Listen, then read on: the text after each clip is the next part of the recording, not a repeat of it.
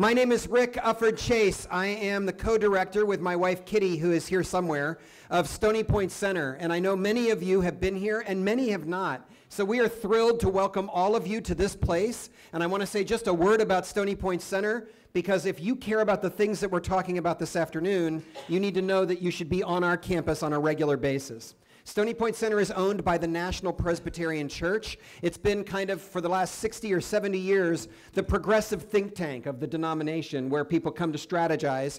And in the last 10 years, it's become the home of the Community of Living Traditions, which is a multi-faith community of Christians, Muslims, and Jews who live right here on our campus and work as volunteers together to provide radical hospitality to the movement as they come here to strategize together and think about how we're going to work together for social justice and for peacemaking and for environmental concerns. For about 7 or 8 years now, Stony Point Center has been the home to a monthly conversation. It started out as what they called the convergence on trying to close Indian Point nuclear power facility, and that has now morphed into work that all of us are trying to do together with folks who've been struggling to stop the pipelines and to push back against the development of gas and fracking. And that group now meets here under the banner called United for Clean Energy. Thank you, Courtney. Every single month.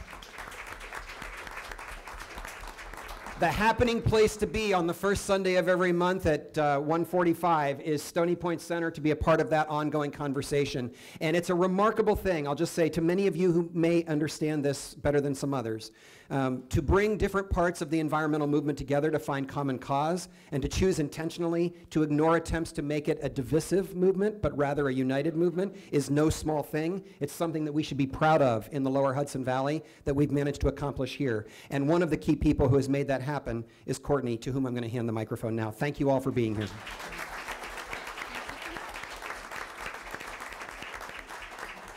Hi everybody, my name is Courtney Williams. I am a co-founder of SEnRG Rights Group, which is a nonprofit that I founded with Nancy Vann to fundraise and fund the legal fight against the Algonquin pipeline expansion.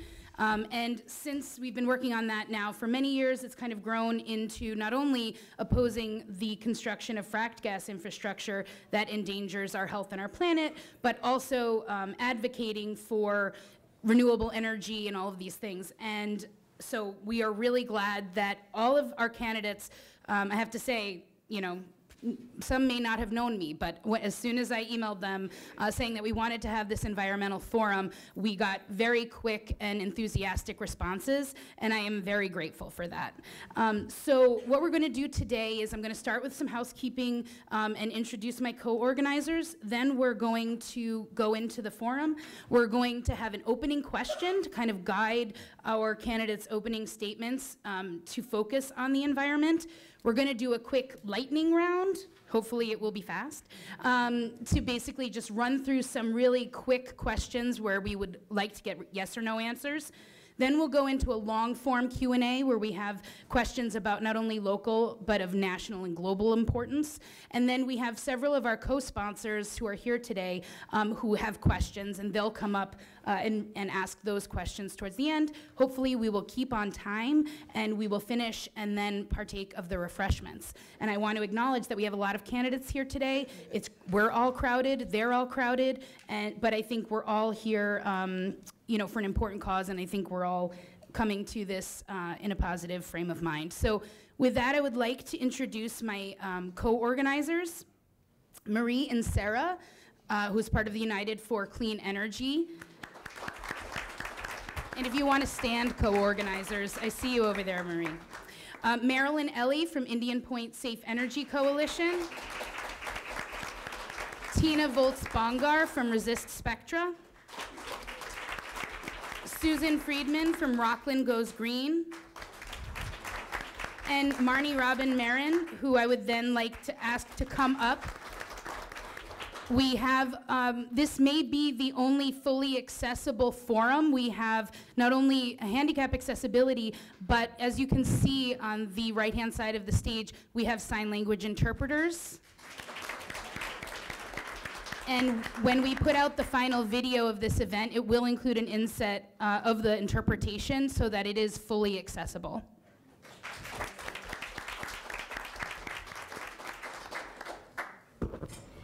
Hello, can everybody hear me? Yes, okay. Hello, good afternoon, and welcome to the CD Environmental Forum.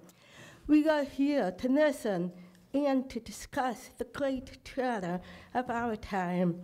As we know, this is no time to debate if climate is treasure, but to determine how we shall respond. As the great poet Lucille Clifton said, "You might as well answer the door. The truth is fiercely knocking."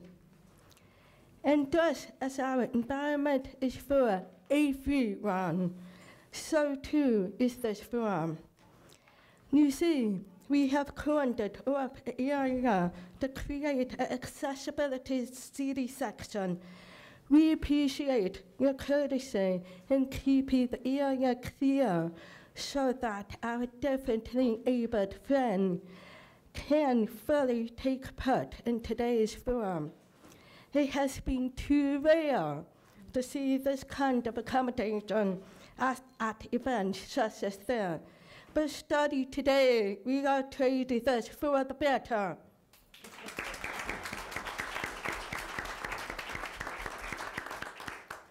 I want to acknowledge our two American Sign Language interpreters here today, providing interpretation for the hearing impaired. Allow me to introduce to you Moda Cosentino and Rose Russo.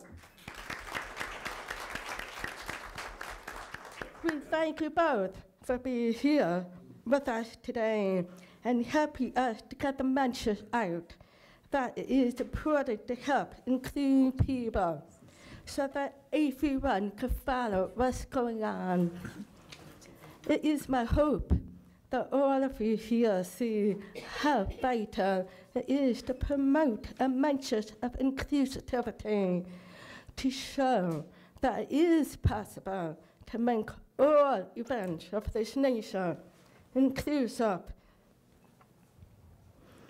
of all people, all walks of life, and all ability.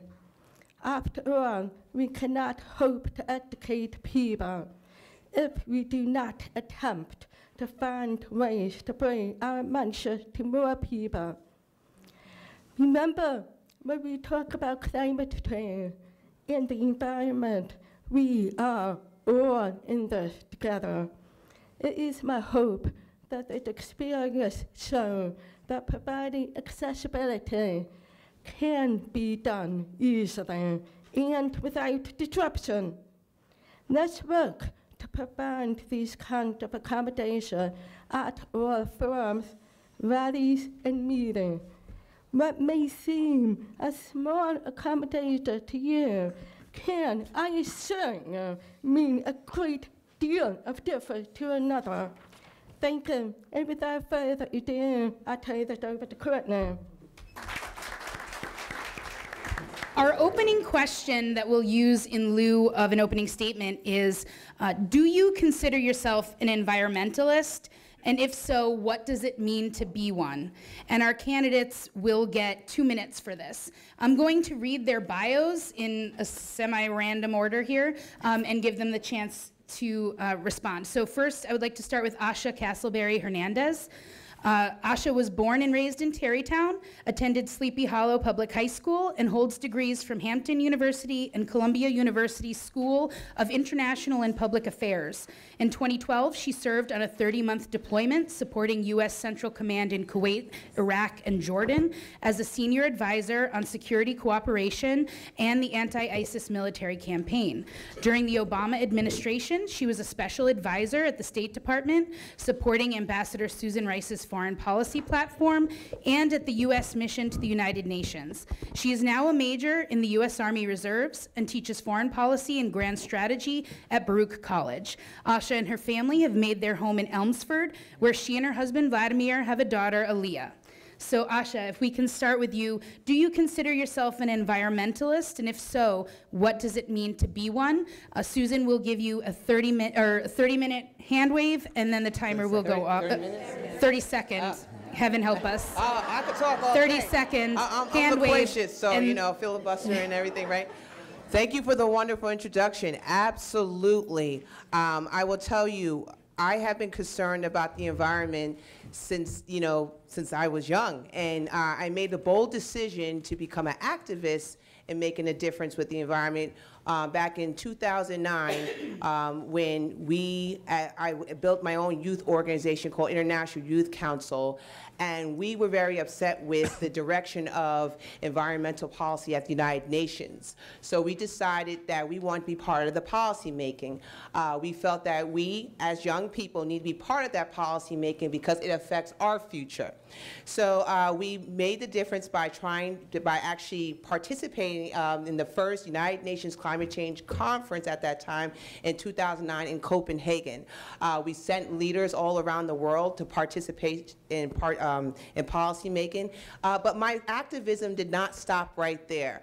Right after that, as a military officer in DOD, I really was into making sure that we were supporting green initiatives among our units, making sure that under the Obama administration that we were investing in like Go Green initiatives, wind power. We made sure that our commander, who was an installation commander, invested in this type of stuff. So this was really, really big as a military officer, and not only that, as a veteran. Once I got out of active duty, I worked really hard on Capitol Hill in a campaign called Operation Free, which was veterans who were advocating for the Clean Energy Act at around that time, roughly around 2013. It was a big push.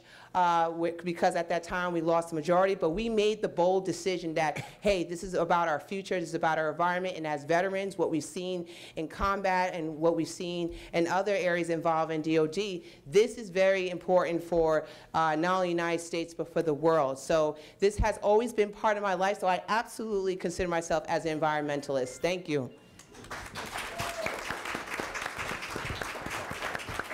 Thank you, Asha.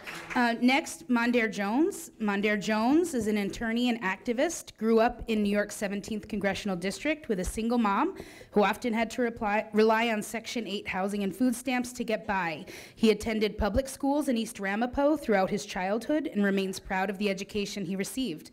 He got his start in politics as a high school freshman, registering and organizing voters to help get a school budget passed to fully fund his public school district. He went on to Stanford University for his undergraduate degree, and then to the Office of Legal Policy at the Department of Justice, where he worked on judicial nominations for the Obama White House, including that of future Supreme Court Justice Elena Kagan.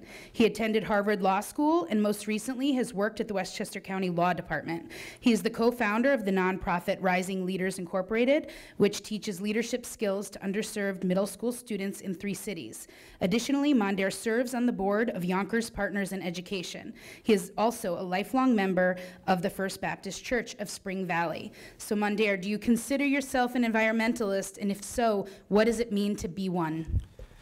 Absolutely I do. And I almost feel like in fact, I do feel like everyone should consider themselves an environmentalist because we have no other choice. We are faced with climate catastrophe.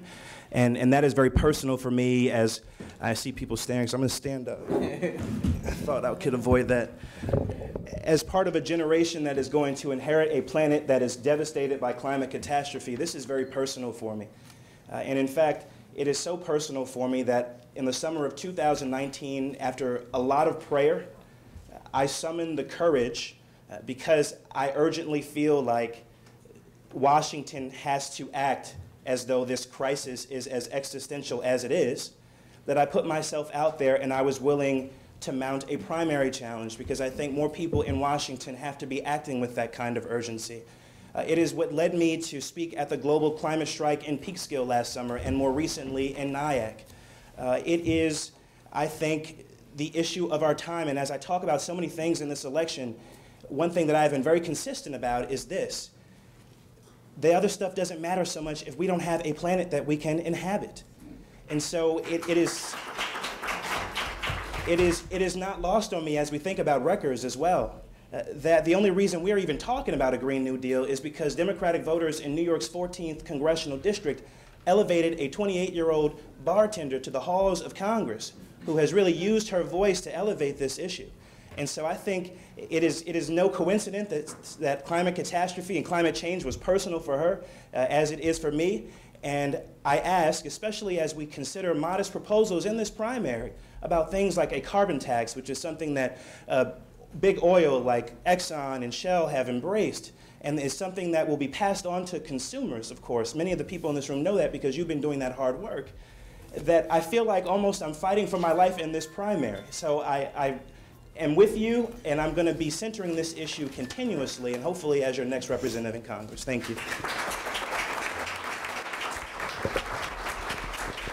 Thank you, Mondaire. The next candidate, we'll have legislator Catherine Parker.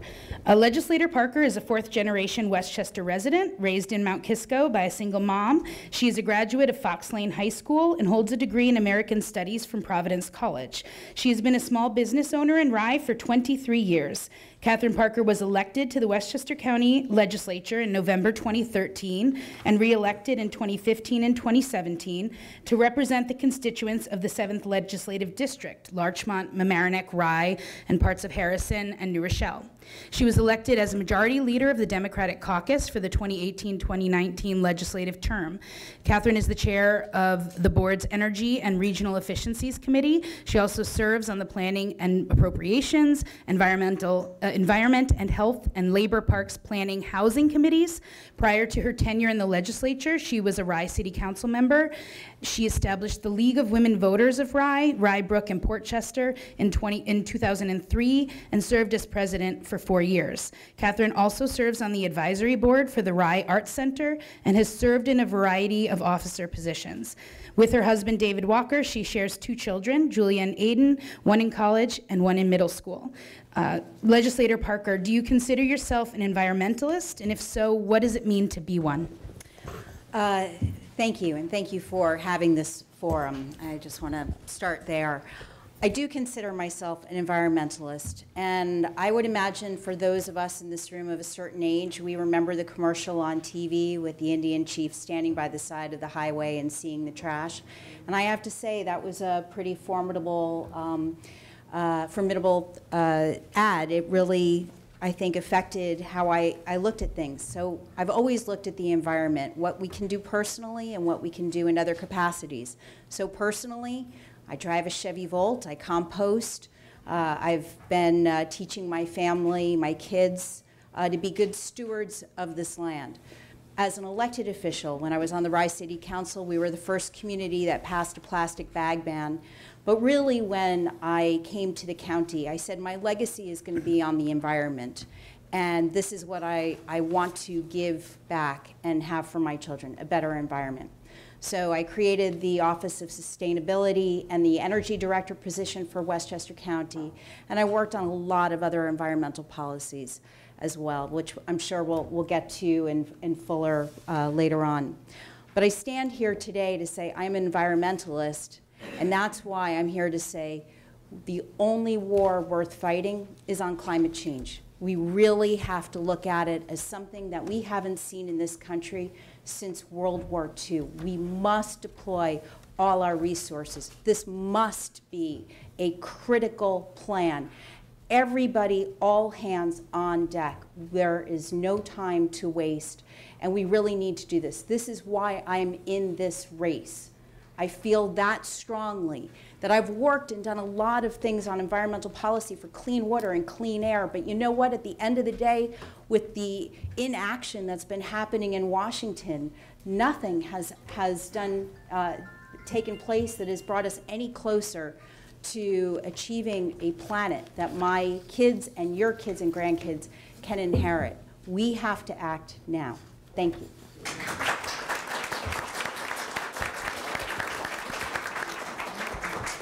So I do want to take this moment to point out that Senator Carlucci's staff had confirmed that he would be in attendance, but in the last week have not been in touch, and he hasn't come today, but he had confirmed his attendance. So next, Assembly Member David Buchwald. After attending public schools in our area, David earned a Yale physics degree and Harvard Law and Public Policy degrees before becoming a tax attorney. He served on the White Plains City Council and is now a New York State Assembly member representing 9 towns in Westchester, where he has written and passed 70 pieces of legislation that have become law, including the law allowing our U.S. Congress to see Donald Trump's New York State tax returns. He is currently in his 4th term as a member of the New York State Assembly. He lives in White Plains with his wife and 2 young daughters, ages 4 and 2. So Assemblymember Buchwald, do you consider yourself an environmentalist? And if so, what does it mean to be one?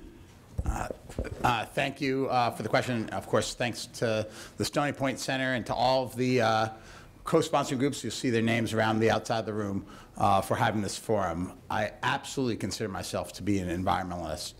What I think that means is being a good steward of the planet and the world around us, making sure that we have a healthy, safe, and sustainable environment for not just us, but for the animals and plants we share this world with. And I've tried to live that mantra as a member of the New York State Assembly. For the last 7+ years, I've represented 9 towns in Westchester County, and I'm honored to say that I've used that opportunity to be a champion of the environment. I have had a 100% environmental voting record under both the scorecards of the Environmental Advocates of New York and the New York League of Conservation Voters through my time in the State Assembly. But I also know that as much as we would hope that the entire world would be environmentalists as well, in fact, there are a lot of anti-environmentalist messages out there. And part of the job of being an effective environmentalist state legislator and hopefully congressional representative is to put the truth to those anti-environmentalist arguments, that there is in fact not an inherent trade-off between being pro-environment and being in favor of the other things we care about, like jobs. For example, I fought against a bill moving through the state legislature that would have banned the ability of Tesla, the electric vehicle company, to sell its cars here in New York. That bill, it was passed in New Jersey under Governor Chris Christie. In New York, it already passed through the State Assembly 2 committees by something like a vote of 46-2. And I stood up on behalf of not just the Tesla showrooms and the people who work in them in my district in White Plains and Mount Kisco, but on behalf of all New Yorkers, with the environmental community, with local government representatives, and stopped that law from becoming the case here in New York. We should be proud of that. I hope to continue that successful record. Thank you. Thank you very much. Next would be Legislator Catherine Borgia. She represents Legislative District 9 on the Westchester County Board of Legislators, which encompasses Ossining, Briarcliff, Croton, and parts of Cortland and Peekskill.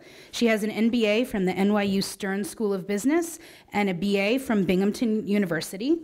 In addition to being Budget and Appropriations Committee Chair, Catherine serves on the Appointments, Environment, and Health Government Intergovernmental Services, Labor and Housing, Planning, Economic Development and Energy, Legislation and Social Services Committees. For 4 years, Catherine also served as the board's Westchester Democratic majority, as the majority leader. In 2017 election cycle, Catherine chaired and coordinated the Westchester Democratic Majority Action Committee, which successfully elected a Democratic supermajority to the Board of Legislators that November. Prior to her election to the County Board of Legislators, Catherine served 2 terms as the town supervisor of Ossining, 4 terms on the Ossining Village Board, and for 7 years was Chief of Staff to New York State Assemblywoman Sandy Galiff. Catherine is the proud mom of 2 daughters and 1 rambunctious dog. So, Legislator Borgia, do you consider yourself an environmentalist? And if so, what does it mean to be one? I do consider myself an environmentalist, and it's sort of an interesting question because I think from my childhood on, between my parents, who were very active in democratic and social justice causes, as well as being a Girl Scout, which I am a lifelong Girl Scout, concern for the environment has always been sort of interwoven into everything that I have done as far as advocacy and how I live my life. I have a lot of pieces of legislation and actions that I've done as an elected official that reflect that. I did serve on County Executive Andy Spano's Global Warming Task Force, which was sort of a hopeful document that got put to bed right when our former county executive came into office, that actually had a goal of reducing our greenhouse gas usage in Westchester County by a significant amount in 2020. So it was a missed opportunity. When I was a town supervisor, I did create a greenhouse gas inventory for the town of Ossining, which led to us becoming a climate smart community. I did create Green Ossining, which is a very strong advocacy organization based in Ossining, but well known around Westchester County, that helps people integrate environmental practices into their own lives. I do have to say that one of the huge things that are of concern to me with respect to this is the closure of Indian Point. It is the area immediately around Indian Point is my district, and I live about 5 miles away from the plant. And I think that this is one of those opportunities that we have to really show at the federal government the best way to do a decommissioning, where all of the long-term environmental concerns are really done thoughtfully and with a lot of attention and with a lot of resources put towards that. Some of the other things I've done, my first piece of legislation was actually something that made solar installation easier in Westchester County. And let me tell you, that was a hard piece of legislation to pass, because I didn't have my colleague Catherine Parker on the board at the time, and there was some resistance to it, even in Westchester County, where there was a lot of economic interest in solar. So I do consider myself an environmentalist. I think the environmental concerns touch every area that we look at as policymakers, as legislators, and frankly, as advocates. Thank you. Thank you.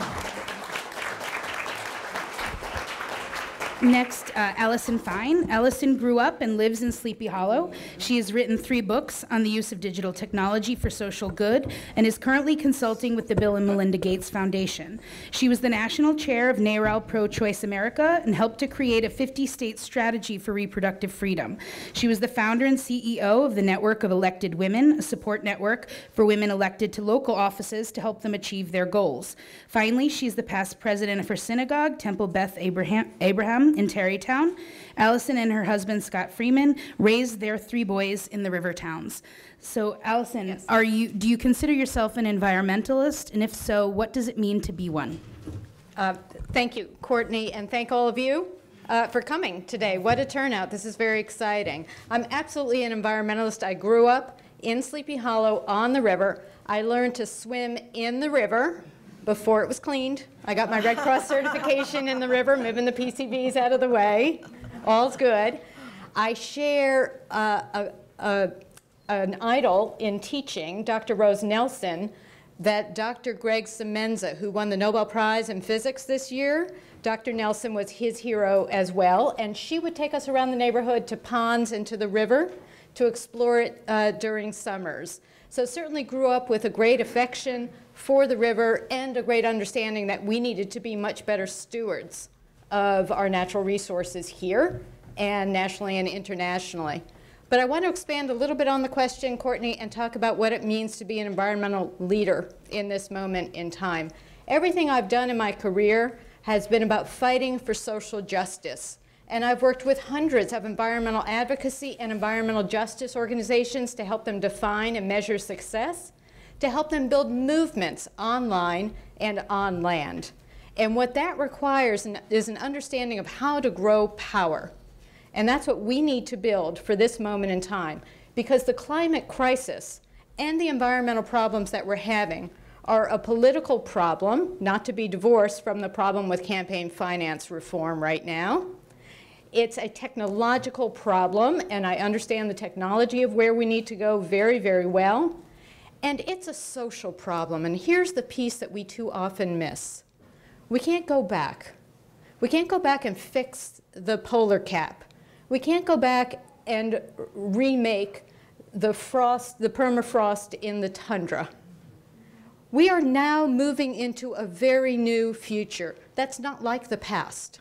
And we need to educate all of our communities on what it's going to take to be resilient and to be powerful in this moment in time to make sure that we do have a planet moving forward. Thank you.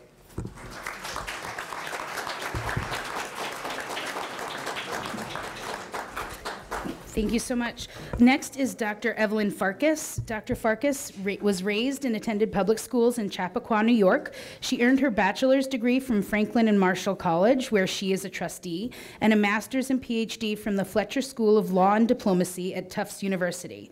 She has served as a policy and legislative expert in the Defense Department, on the Senate Armed Services Committee, and as executive director of the WMD Commission. As Deputy Assistant Secretary of Defense under President Obama, Evelyn was responsible for U.S. policy toward Russia, Ukraine, and Eurasia. For the past several years, Evelyn has been a senior fellow at the Atlantic Council and German Marshall Fund, and a national security contributor on NBC, MSNBC. So, Dr. Farkas, do you consider yourself an environmentalist? And if so, what does it mean to be one? Thank you. Thank you very much, Courtney. Thank you to the Stony Point Center, to all of you, all the organizations, and all of you taking your time to listen to all of us today. Yes, I absolutely consider myself an environmentalist. Since I was a young child going to Douglas Grafflin School, and they would bring us to the marshy reeds and we would gather insects and things, I grew up appreciating nature.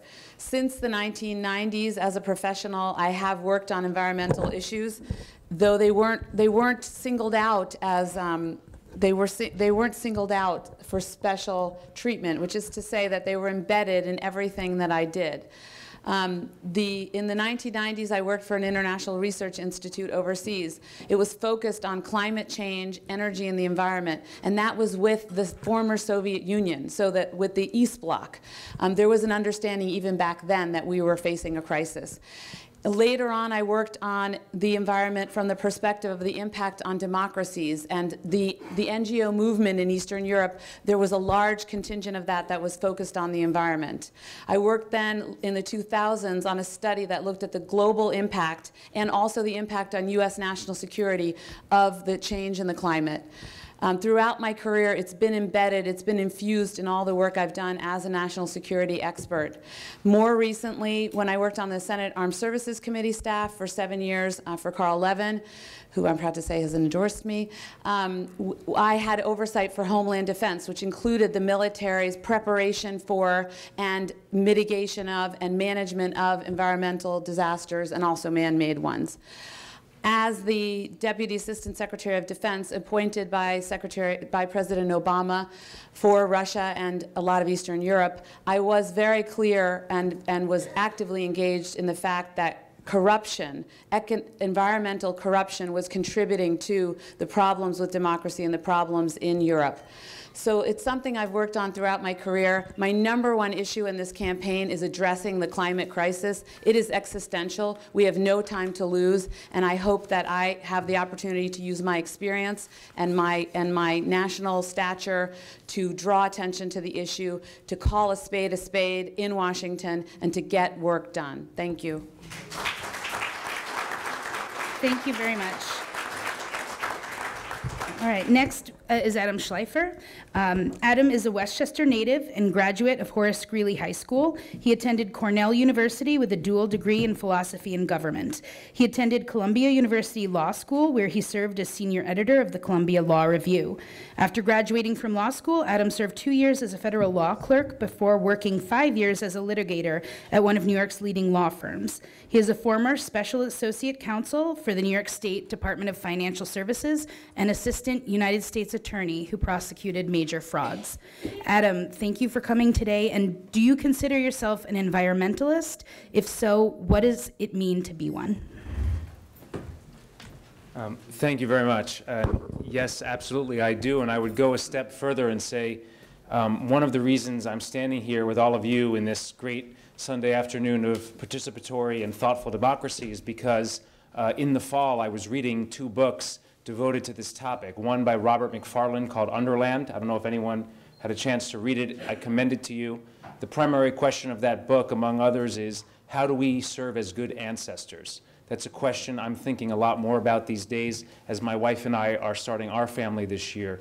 And that book talks about everything from the plastic pollution that washes up on the remotest corners of northwestern Sweden to the extreme measures we have to take to store and safely decommission fissile nuclear material in Finland, understanding that the shorelines will be dramatically different in years, not only in eons, which is the time that we have to store that material. The second book was More from Less by an economist, Andrew McAfee, which talks about the dematerialization of our economy and what we can do and what we must do to ensure a healthy and habitable planet by harnessing the innovations we have with good policy. And by the way, I agree with my colleague Mondaire Jones that nothing matters more than solving the problem of climate change and ensuring we can leave our descendants a healthy and habitable planet. But one thing we do disagree on is one of the ways I'm devoted to doing that is through a carbon tax, and I've spent time at Columbia Law School's Center for Climate Change studying the issue with professors there, including a professor who advises the Warren campaign, and every serious economist and policymaker agrees, and I'll quote from the book I carry around with me all the time, that Congress must begin at least with a $25 per metric ton tax on carbon to allow green technology to compete fairly and ensure that those who put out pollutants into our environment in the form of greenhouse gases pay their fair share and internalize that externality. I will say finally, as a prosecutor, I prosecuted environmental crime, including a smog fraud ring, an arsonist who tried to burn down Joshua Tree, and also someone who was smuggling endangered species internationally. I'm very proud of that work. It's at the center of who I've been, and it's at the center of why I'm standing before you today. Thank you.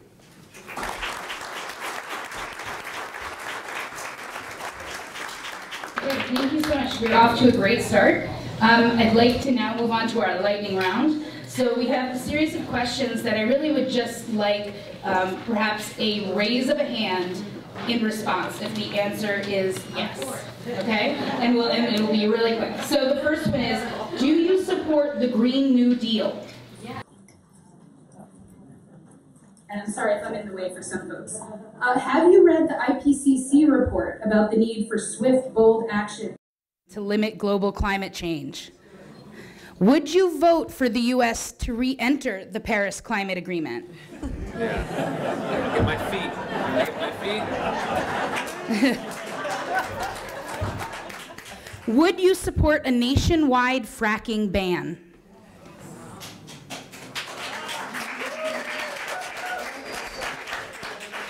If elected, would you champion Nita Lowey's current bill, the Stranded Act, to allow a tax on spent fuel stored at nuclear plants? And would you support a nationwide ban on all new fossil fuel infrastructure?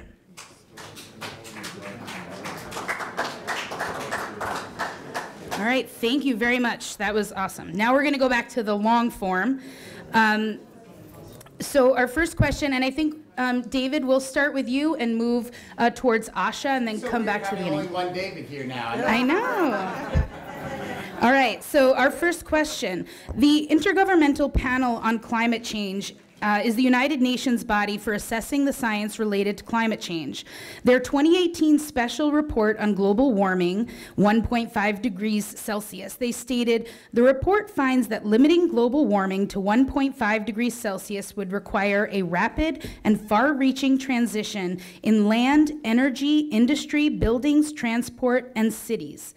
Global net human-caused emissions from carbon dioxide would need to fall by about 45% from 2010 levels by 2030, reaching net zero around 2050. This means that any remaining emissions would need to be balanced by removing CO2 from the air. While we often talk about this climate crisis as an existential crisis, we acknowledge that there are solutions and this is a solvable problem. So in Congress, how do you propose to move the nation rapidly to 100% renewable energy to meet this goal? And you will get the 30-second warning and have about 1.5 minutes to answer this. I know. We're trying to thread the needle here, and we'll give a little leeway on the time. As long as it's not 1.5 minutes to solve all of the climate change issue, which I do think is the crucial question of our time. The IPCC report came out in 2018, and it said we had 12 years to make significant change. And of course, now it's 2020, which means we have only 10 years left. We, though, should be proud as New Yorkers that we are leading the way. I was a co-sponsor of New York's Community Leadership and Climate Protection Act, New York's version of the Green New Deal, and it is now law. It has set in place enforceable benchmarks to make sure we get to a net zero carbon emission economy, first in our electrical grid and then throughout our set of transportation and other economic sectors.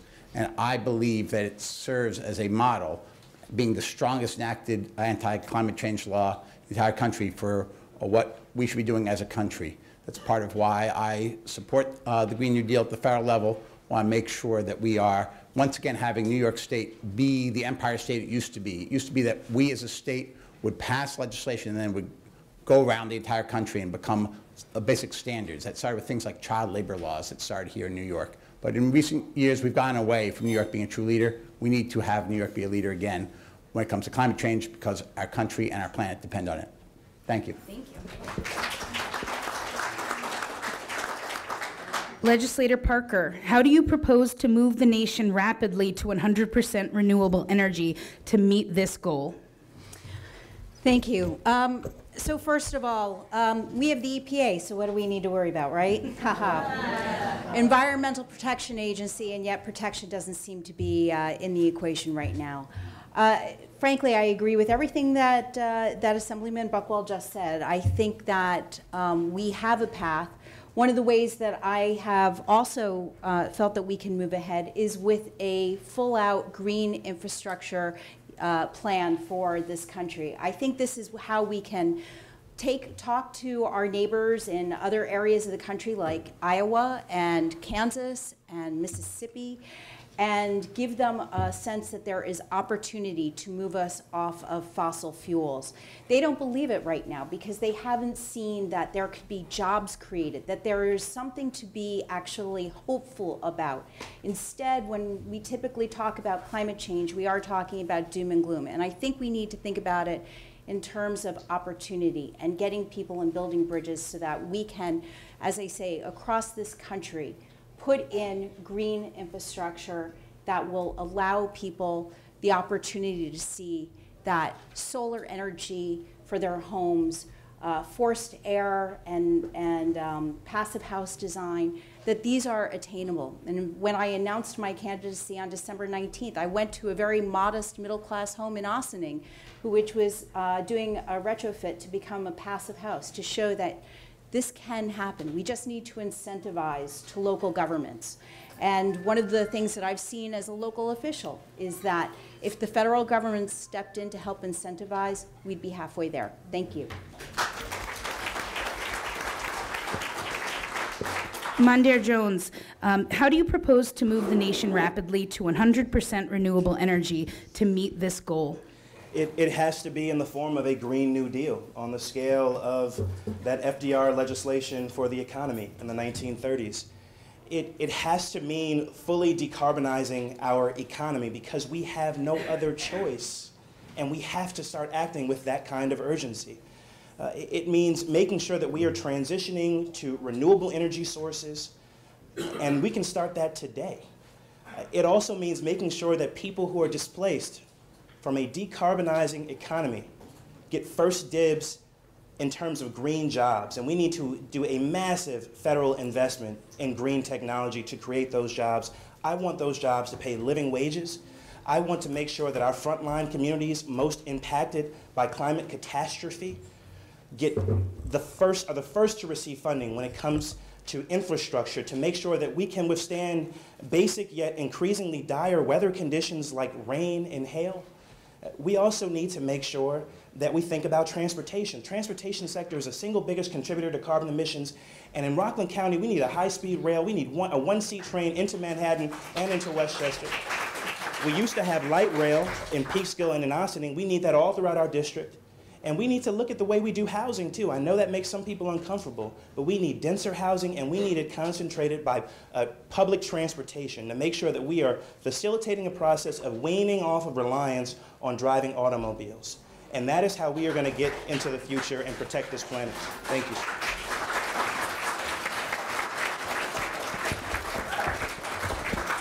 Asha Castleberry-Hernandez, how do you propose to move the nation rapidly to 100% renewable energy to meet this goal?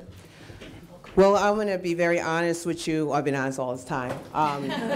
We have a fight in Washington where we're seeing that this issue is being denied. It's not believable.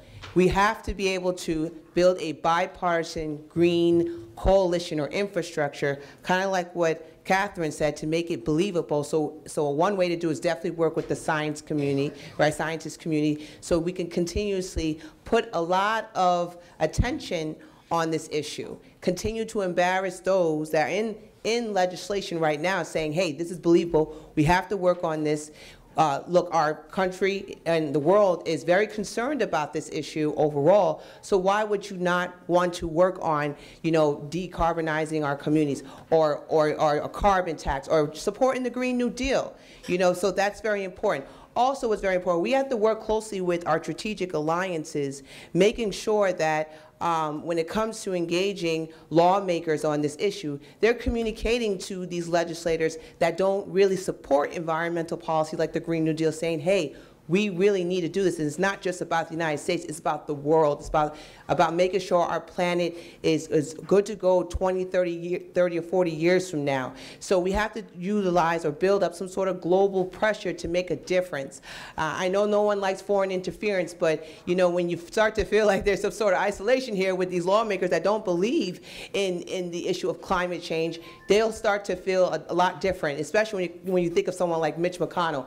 Just recently, he started to make some sort of rhetoric or talking, saying, hey, we got to work on this issue, because he feels the pressure coming from our strategic alliances, coming from all different types of different organizations, saying this is an issue that we have to work on, so we have to support initiatives like the Green New Deal. Thank you. Thank you. So we'll move down to this end. Adam Schleifer, how do you propose to move the nation rapidly to 100% renewable energy to meet this goal? Yeah, and that's a central point, of course. So thanks for the question. Energy is at the center of how we decarbonize our economy, and how we do that is how we save the planet. First, as Asha pointed out, we need people in Washington who understand data and believe in science, and not people who are in the pocket of the fossil fuel industry and are the sycophants of Donald Trump. And so that's the first thing. And so what that leads me to, because I share the sentiment of many of my colleagues here, but I am driven to also say, so what are we actually going to do besides say we need the results? We need XYZ change, but what does Congress do to make it happen? Again, a carbon tax that forces people not only out of the goodness of their heart, but out of the hard, cold numbers of their bottom line to say, you know, we have to pay more for the stuff we're putting out there in the atmosphere. Well, then maybe we're going to find innovative ways ourselves to stop doing that and work with clean energy providers. The other thing we need to do is better incentives for green, clean, affordable homes and infrastructure, tax incentives. When my wife and I built solar panels, bought an electric vehicle, and put batteries to also, and net metering in our homes so that we could power our entire lives with the sun, which we did so in reliance on federal and state tax credits. We need more of those so that people can actually be in a position to make that hope a reality for everyone across the entirety of the economic spectrum everywhere in these United States. And also we need to empower universities to continue to do what they do as incubators of innovation. We are big supporters of a number of environmental charities, including the Atkinson Center for Sustainable Development at Cornell, and that is a big priority of ours. We need to empower the universities to work with industry and to come up with the innovations that allow us to move forward. Thank you. Dr. Farkas, how do you propose to move the nation rapidly to 100% renewable energy to meet this goal? I seem to be challenged with the microphone. So first of all, we need to stop subsidizing fossil fuel companies yesterday. And we need to take those subsidies and apply them to renewable energy. We need to also, thank you, we need to provide incentives, tax incentives for renewable energy. We need to do simple things like create space for wind farms, create space in the desert for solar farms. And then we need to implement the vision of the Green New Deal. And as I mentioned earlier, I have legislated at the federal level. I know how to do this. You need to, first of all, take a comprehensive look at the current situation we face today when it comes to the environment. Whether it's environmental catastrophes because of man-made or climate change, there are communities today that are suffering from the legacy of our past sins, if you will. So I really support Governor Inslee's program, which was essentially to take a look across the board and address the hot spots. And first address the hot spots where the communities are most vulnerable, where they don't have the means to go and buy a water filter or or bottled water, right? So start with that, and then build upon that with a green infrastructure plan, which uses renewable energy, which includes transportation, including a rail across the bridge, for crying out loud, including electric buses, including all types of measures to bring us away from fossil fuel, to bring us to renewable energy. I also support a carbon tax, but across the board, we need a comprehensive plan. And this plan also should address other things like workers' rights. If we're moving from the fossil fuel to the renewable energy, we need to make sure that we take care of the workers from the old historic traditional industries and transition them, provide them with a social safety net. So there are many other things that I consider part of this, but it's comprehensive. It's not just about moving to renewable energy, it's about our new society. Thank you.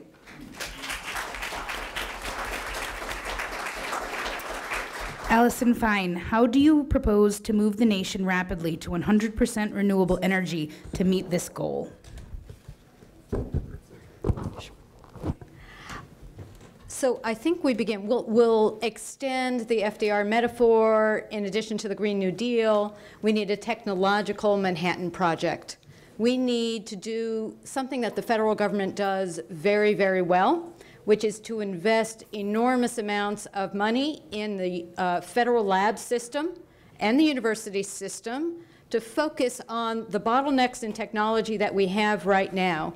And one of those in particular is the insufficiency of battery storage and the movement of power, right? That's the bottleneck for renewable energy right now.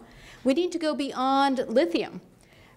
First of all, because it has its limits to what it can store, but also because it can only be found in places like Chile and Australia, which is not great for our national security. So there are nascent efforts at looking at how to use sulfur and sodium as battery power. And that's the kind of next generation that we need to get to as a country, because we've lost out on manufacturing solar panels. And we better not lose out on manufacturing the next technology that we're going to need. And we're going to need zero-emission cars. And we need to invest in the development of those, and it would be fantastic if we were manufacturing those. We also need to invest in resilience for communities. We know we're going to have rising seas. We know we're going to have enormous volatility in climate and in storms. We need to protect our shores. We need to lift them up. And the final thing is, wait, I do have one final thing. Go ahead. But now I forgot it, but it was going to be good. Wait, but it was going to be really good. I wasn't going to cut you off. All right, I'll share it with you all later. That'll keep you here.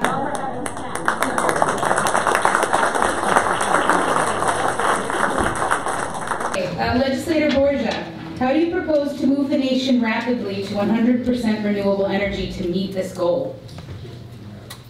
Thank you. So I think it's basically a three-pronged approach. I think the first thing is massive federal investment, as has been spoken about here a lot. We have seen in history that that type of investment inspires and incites the industry to do things that are that help us with innovation and to move the goal forward. I do think we do, obviously.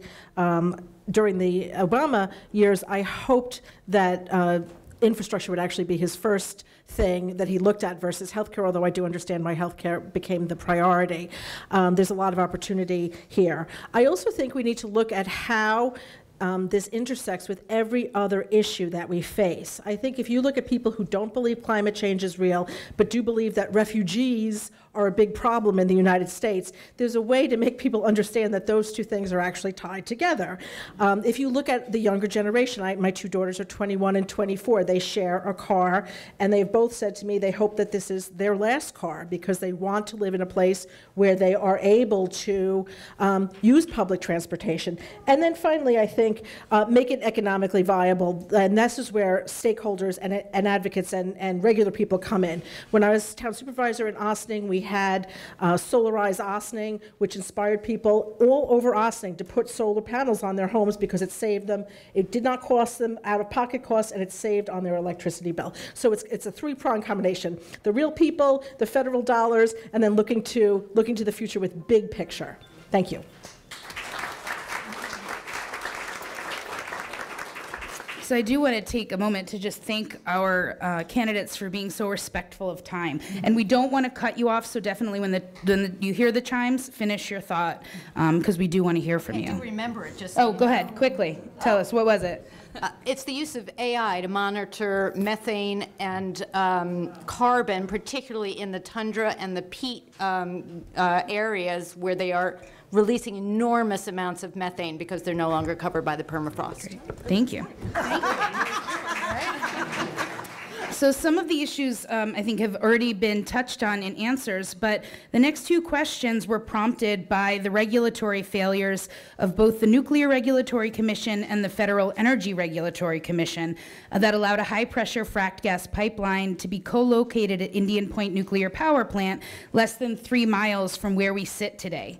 Despite the objections of local communities, pipeline and nuclear safety experts, and local, state, and federal elected officials, the Canadian-based pipeline company enBridge was permitted by the NRC and FERC to expand the Algonquin pipeline system under the Hudson River and 105 feet from critical safety infrastructure at the plant.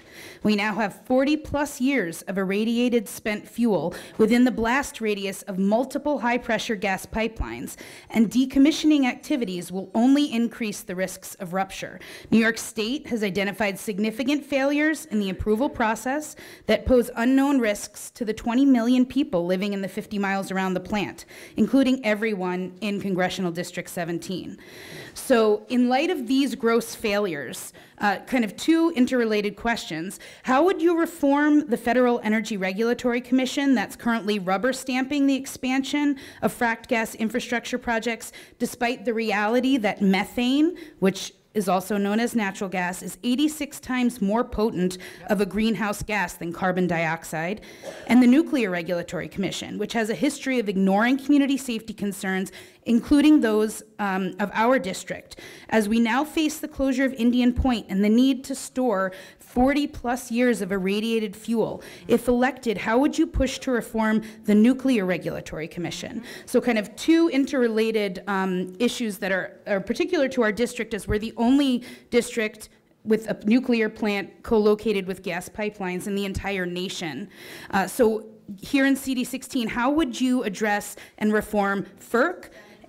17, what did I say? Sorry, 17. So how would you reform FERC, and how would you reform the NRC so that we have some control over our safety and this kind of thing doesn't happen to other communities? So I'd like to start with Adam Schleifer on this end.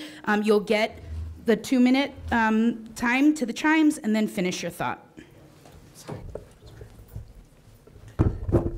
Yeah, I think we can all agree that having fissile material, a stone's throw from a natural gas pipeline and a earthquake fault and 10 million people is not an ideal setup, not one that anybody would reasonably want or think should be tolerated.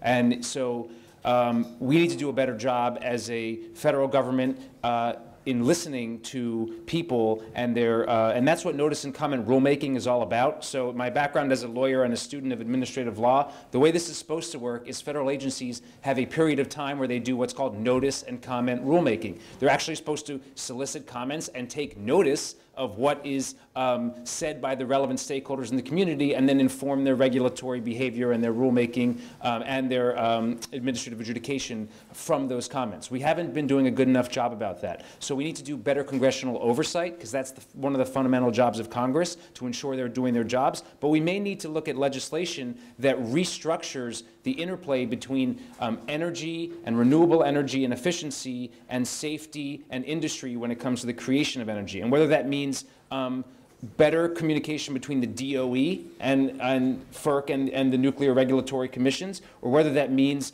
actually holding them to listen to the input of community members when they're actually doing their agenda under current legislation. I think it's both. So my main concern going forward is, how do we also rewrite federal law so that it is the mission of the federal agencies that are tasked with regulating our natural gas industry so far as they continue, which I hope is not much longer, and our nuclear activities, so that they include within their mission statement a bias towards renewable and safe energy, and a clear requirement to take all the different and disparate stakeholders into account. And so that's what we need to be doing, and I think Indian Point is a good learning lesson for how we need to do better. Thank you. Thank you. Dr. Farkas, so how would you reform the Federal Energy Regulatory Commission and the Nuclear Regulatory Commission to prevent this kind of man-made disaster in the making from happening elsewhere?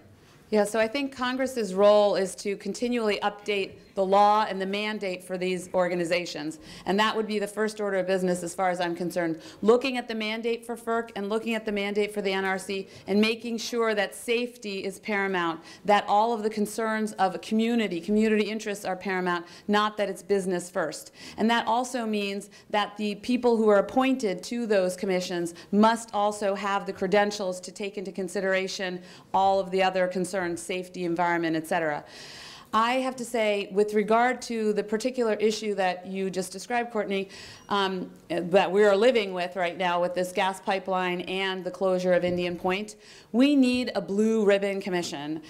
So Commissioner Puglisi, she called for this, and Superintendent Puglisi called for this early on. For some reason, it was not established. It's never too late. It's basically a big round table where everyone who has a stake in the safe and economical closure of Indian Point has a say. And that's where the discussion about the pipelines also belongs, because again, it's an environmental issue, it's an economic issue, it's a community issue. So the people around the table should include the federal government. The federal government and the NRC, I believe that it's appalling that they try to maintain that their responsibility, the NRC, ends when the energy plant shuts down or turns the energy, the lights off. That is absolutely false and irresponsible, because if anything happened here, believe you me, it would be a national and international, much less a federal issue. So I think that the government needs to be involved, the NRC, with greater teeth, if you will, greater powers, a better mandate, and then also we need to have resources, and the resources should be for a cleanup, a safe cleanup, but also for a stepping stone or a glide path, an economic glide path for the community. So these things are very important, and I also had another thought, which I'm now forgetting, but it has to be comprehensive. It has to be comprehensive. I know, about the notification period. For everyone in the room, we have like 24 hours to send in our comments about the sale of the nuclear power plant of Indian Point from SEnRG to Holtec. So please, all of you who have perspectives on this, and especially if you have data, send it in. And I think the comment period was extended, and we have groups here working today. Indian Point Safe Energy Coalition has lots of information on that, and SAPE, so if you want to know how to make comments, Clearwater, IPSEC, and others have links so that you can go submit those comments. So Allison Fine, if elected, how would you reform the NRC and the FERC, FERC, to help this community and others? So first of all, both agencies should be bound by peer science research and not bound by the interests of private industry. So that's number one, right? Number two, the entire process for managing input is absolutely archaic. So an area of expertise of mine is participatory process for building multi-stakeholder community power. We have online platforms we can use that the government ought to be using to engage with communities every step of the way and in ongoing ways, to be conversational, to build community consensus as to what should be happening. Because the default setting for government agencies right now is that community input is last and least. And that's what needs to be reversed, right? And that's where leadership comes in. So my area of expertise and leadership is to make sure we're building in both tools and processes to ensure that community members are a part of every process, that there are platforms for engaging with people. The students who were part of the Sunflower Revolution in Taiwan built an online platform to have enormous amounts of community input there as part of their process, and we need to be doing exactly the same thing here, and not just at Indian Point, in everything. For too long, government input has been a black box where you have 24 hours to put in some comment, and you know the answer is, we'll take it under advisement. It's not good enough. Our tax dollars ought to be going into making sure every single person has an opportunity to be heard. People don't mind being disagreed with, they mind not being heard. And that's a failure of leadership, and that's what we need to correct.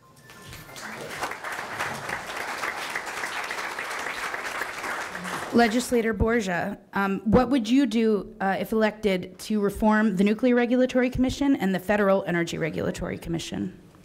Thank you. So I've been attending NRC meetings since about 2002, first as Assemblywoman Galup's Chief of Staff and then as an elected representative of the area.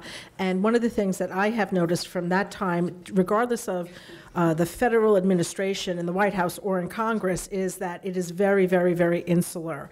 People move back and forth from regulatory to private sector businesses. They all know each other. They speak a different language than the language that the common people understand.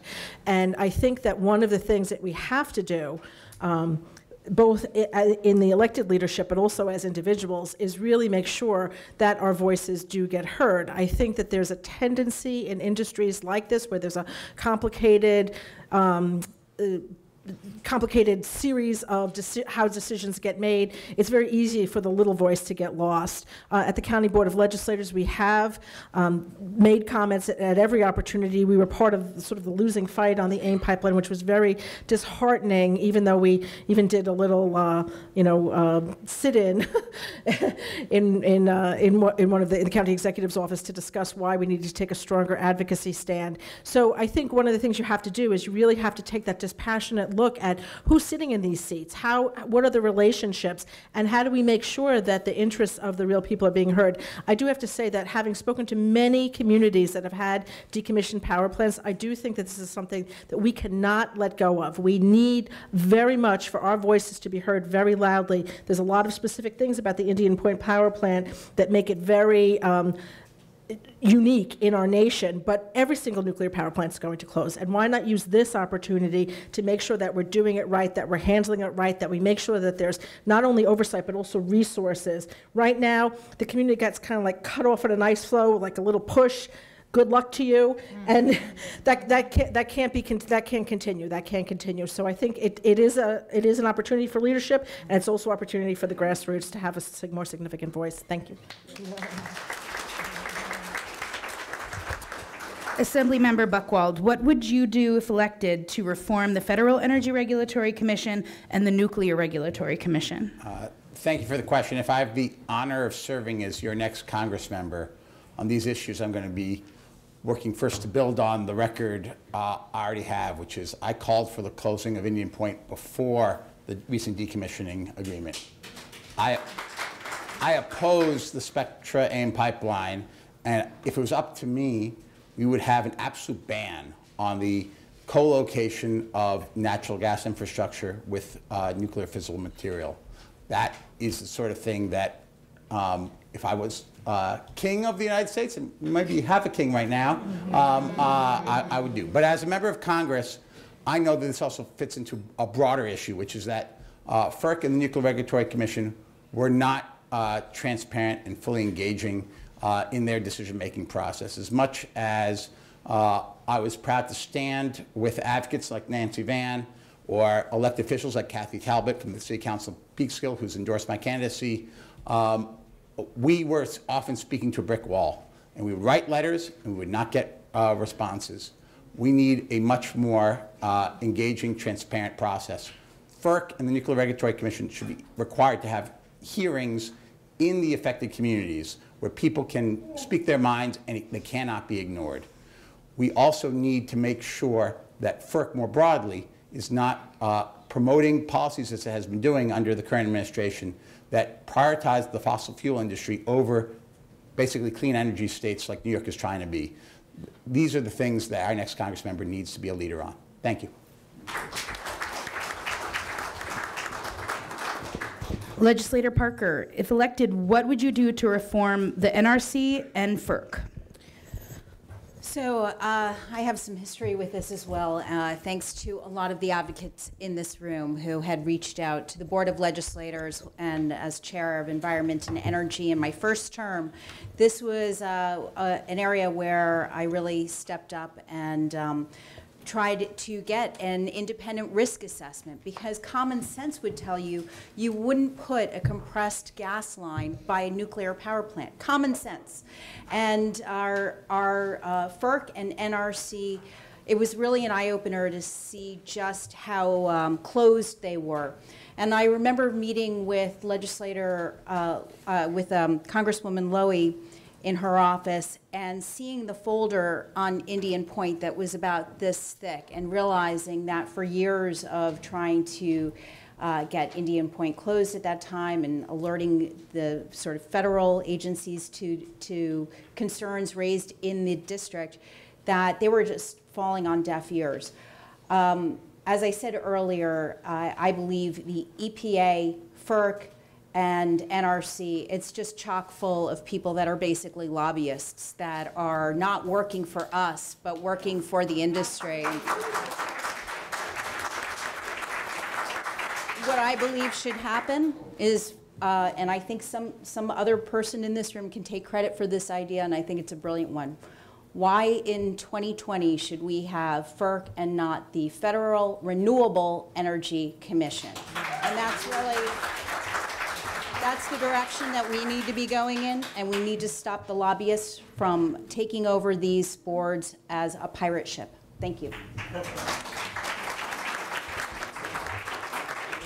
Mondaire, if elected, what would you do to reform the Nuclear Regulatory Commission and the Federal Energy Regulatory Commission? As with many things in Washington, the NRC and FERC have a corruption problem. And so I would advocate for a complete ban on anyone serving on those respective entities who have previously worked in private industry in that same industry. I think that decisions being made by those entities need to be data-driven, and they need to be always in the best interest of the people, the American people, who these entities are purporting to represent. But I've got to tell you, when you're a 1L in law school, your professors tell you not to push back on the hypo. I don't think we should be relying on nuclear energy at all in this country. I think we need a federal ban on the use of nuclear energy, and so that's one thing I'm going to be pushing for. Who wants to live next to a nuclear power plant? Thank you to everyone in this room who pushed to close Indian Point. I know so many of you, and I'm so grateful to you for looking out for everybody in this room and the much larger impacted community. It is crazy, yes, that decisions are being made that allow for the co-location of gas pipelines next to nuclear power plants.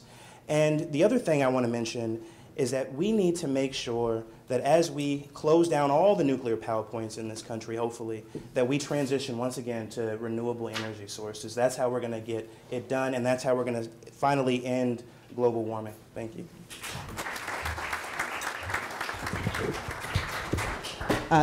This issue is very personal to me because as a former Army National Guardsman, my unit used to provide security there, and we knew the risk assessment when it came to this issue.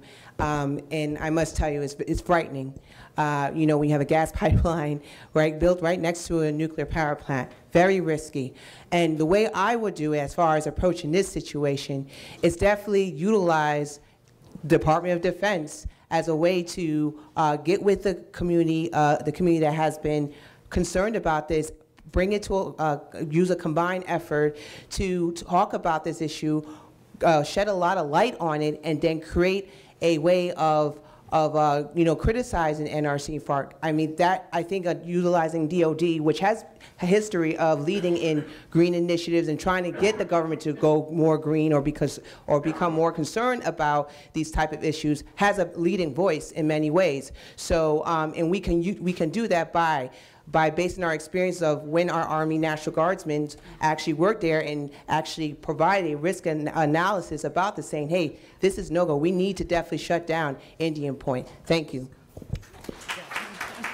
So for our next question, this was another one that has kind of already been touched on in some of the answers. Here in Westchester and Rockland, many folks rely on cars to get to and from work. We also have many in Westchester who take Metro North into the city, while Rockland residents are relatively underserved. It is estimated that 30% of greenhouse gas emissions come from transportation.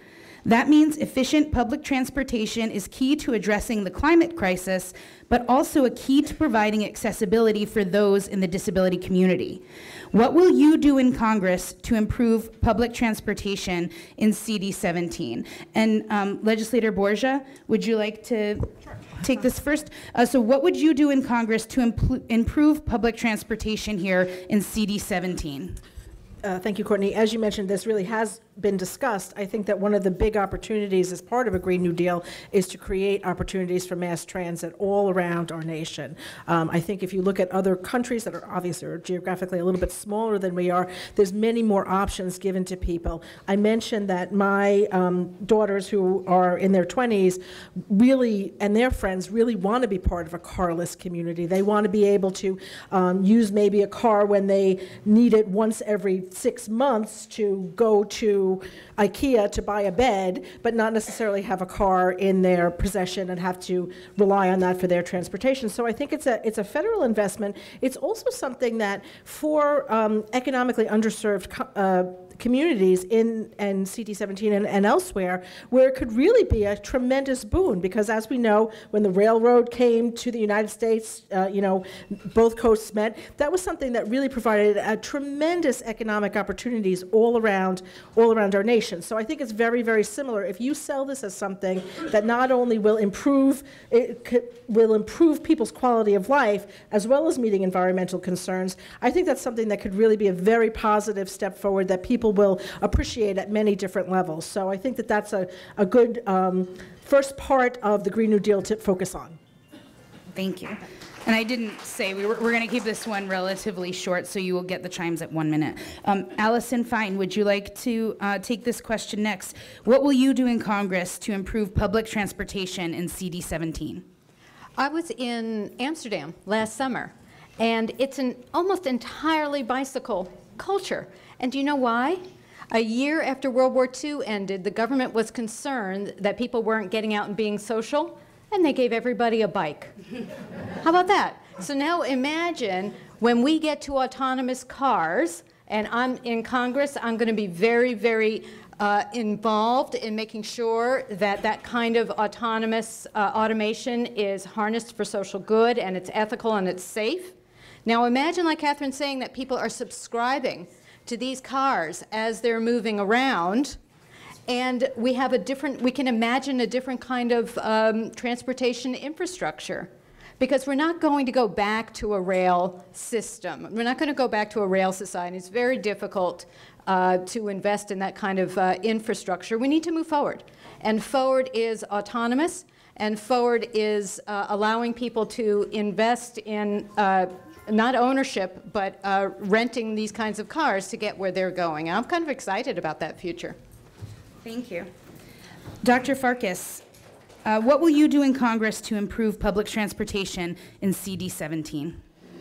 So as I mentioned before, I think a key component of the of implementing the Green New Deal is coming up with new transportation infrastructure that involves renewable energy. So we need more electric vehicles, buses. We do need to, I understand we'll get autonomous vehicles at some point, but in the interim, we need to get a rail across the bridge, as I mentioned before. We need to I actually find it, as somebody who, you know, is a Westchester person, the rail is so ingrained in everything we do, and I find it appalling that for so long that hasn't been available to the people here in Rockland. So I just don't understand it. It wasn't in my ambit before to worry about it, but now I'm angry about it because I know how much it means to us in Westchester to have that available. So I really think that's important. The other thing is, in my 36 years now, you know my age, of driving, I have never seen the roads this horrible, the potholes so big. So, you know, we need to also take some short-term action to address those really critical needs, and the federal government is going to have to step in to do that.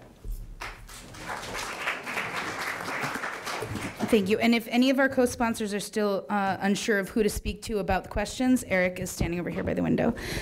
So, Mr. Schleifer, what will you do in Congress to improve public transportation in CD17? So I would like to see a one-seat rail from Rockland to New York City. It's unfair. It's a matter of economic justice and equality in this region, and a drag on the economic productivity of Rockland vis-a-vis Westchester that they don't have that option, and they need that option. That said, I'm also a realist, and when I ask folks in Rockland about that, unfortunately, as with so many issues like affordable housing, there's a lot of NIMBYism, not in my backyard, that you hear. Well, I want a rail, but I don't want it if it obstructs my view of the river, and I want a rail, but not if it is inconvenient to my property value. So I think we need to be nimble, and we need to harness the technology we already have right now. So, for example, there is no technological barrier to having dedicated bus lanes with electric buses powered by the sun to take people in an efficient way wherever they need to go. And so that's the first step. The other thing, real easy, low-hanging fruit, why is it that Spring Valley has like one train that gets you in conveniently to Hackensack and then across the river to New York? We're stuck with a two-seater for now. Why can't we work regionally the way Congress is supposed to say to New Jersey Transit, get these folks 3, 4, 5, 6 trains an hour like they have in Westchester, so that even if it is 2 seats, it's not practically impossible to get into the city in a convenient way. Thank you. So we'll go down to the end with Asha Castleberry Hernandez. What will you do in Congress to improve public transportation in CD17? Prioritize it, of course, right? Especially in Rockland, where they've been neglected as far as mass transit, which is very upsetting. And I would say that you can trust me to definitely prioritize making sure that gets done. Another thing, too, as mentioned before, definitely investing in making sure we look into electrical car buses. I think that is so necessary, especially those that are commuters. And also, as we are looking into investing in these type of infrastructure projects, especially in Rockland County, we have to take into account the animal life. I think that's very important, especially when it comes to deers in these areas. I think that we have to make sure that we have some sort of plan in place to accommodate animal life. Meanwhile, as we're building this new mass transit infrastructure. Thank you. Mondaire Jones, what will you do in Congress to improve public transportation in CD17?